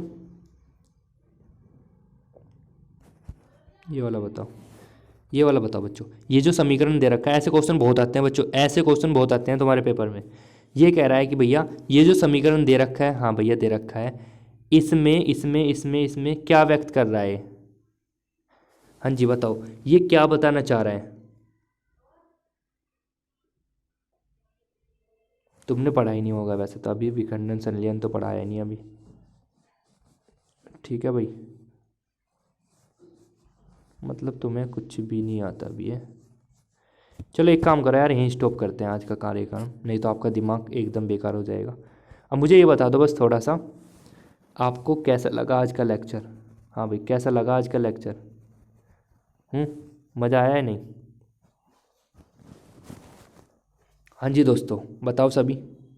सर जल्दी जल्दी क्यों करवा भाई? देखो स्पीड मुझे बढ़ानी पड़ती है एंड में थोड़ी सी, क्योंकि जिससे सिलेबस आपका बहुत ज़्यादा खींच सके। और मोस्टली कवर तो हो चुका है सब चीज़, मैजिक नंबर भी आपको बता दे क्या होते हैं। और मैजिक नंबर से ध्यान रखना बच्चों, मैजिक नंबर से बहुत ज़्यादा क्वेश्चन आते हैं पेपर में, एक क्वेश्चन तो कन्फर्म आएगा मैजिक नंबर से। और यहाँ से जो मैंने आपको पढ़ाया बीटा क्षय, अल्फा क्षय, गामा क्षय, ये सब चीज़, रेडियो एक्टिव क्षय, ये सब चीज़ से भी क्वेश्चन आते हैं बच्चों, ठीक है ना। तो ध्यान रखना अपना। कल सुबह को 9 बजे सभी आ जाना देखने के लिए कि क्या खतरनाक प्रैक्टिस होने वाली है। पेपर में आए हुए भी क्वेश्चन होंगे, 20 18 19 17 16 15 जो भी प्रीवियस ईयर क्वेश्चन आ चुके हैं प्रीवियस ईयर, वे भी होंगे।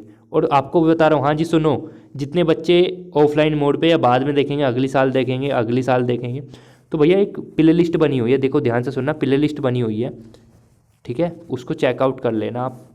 हमारी बुक के नाम से ही बनी हुई है, सॉलिड स्टेट फिजिक्स है ना, न्यूक्लियर फिजिक्स के नाम से। ठीक है बच्चों, धन्यवाद।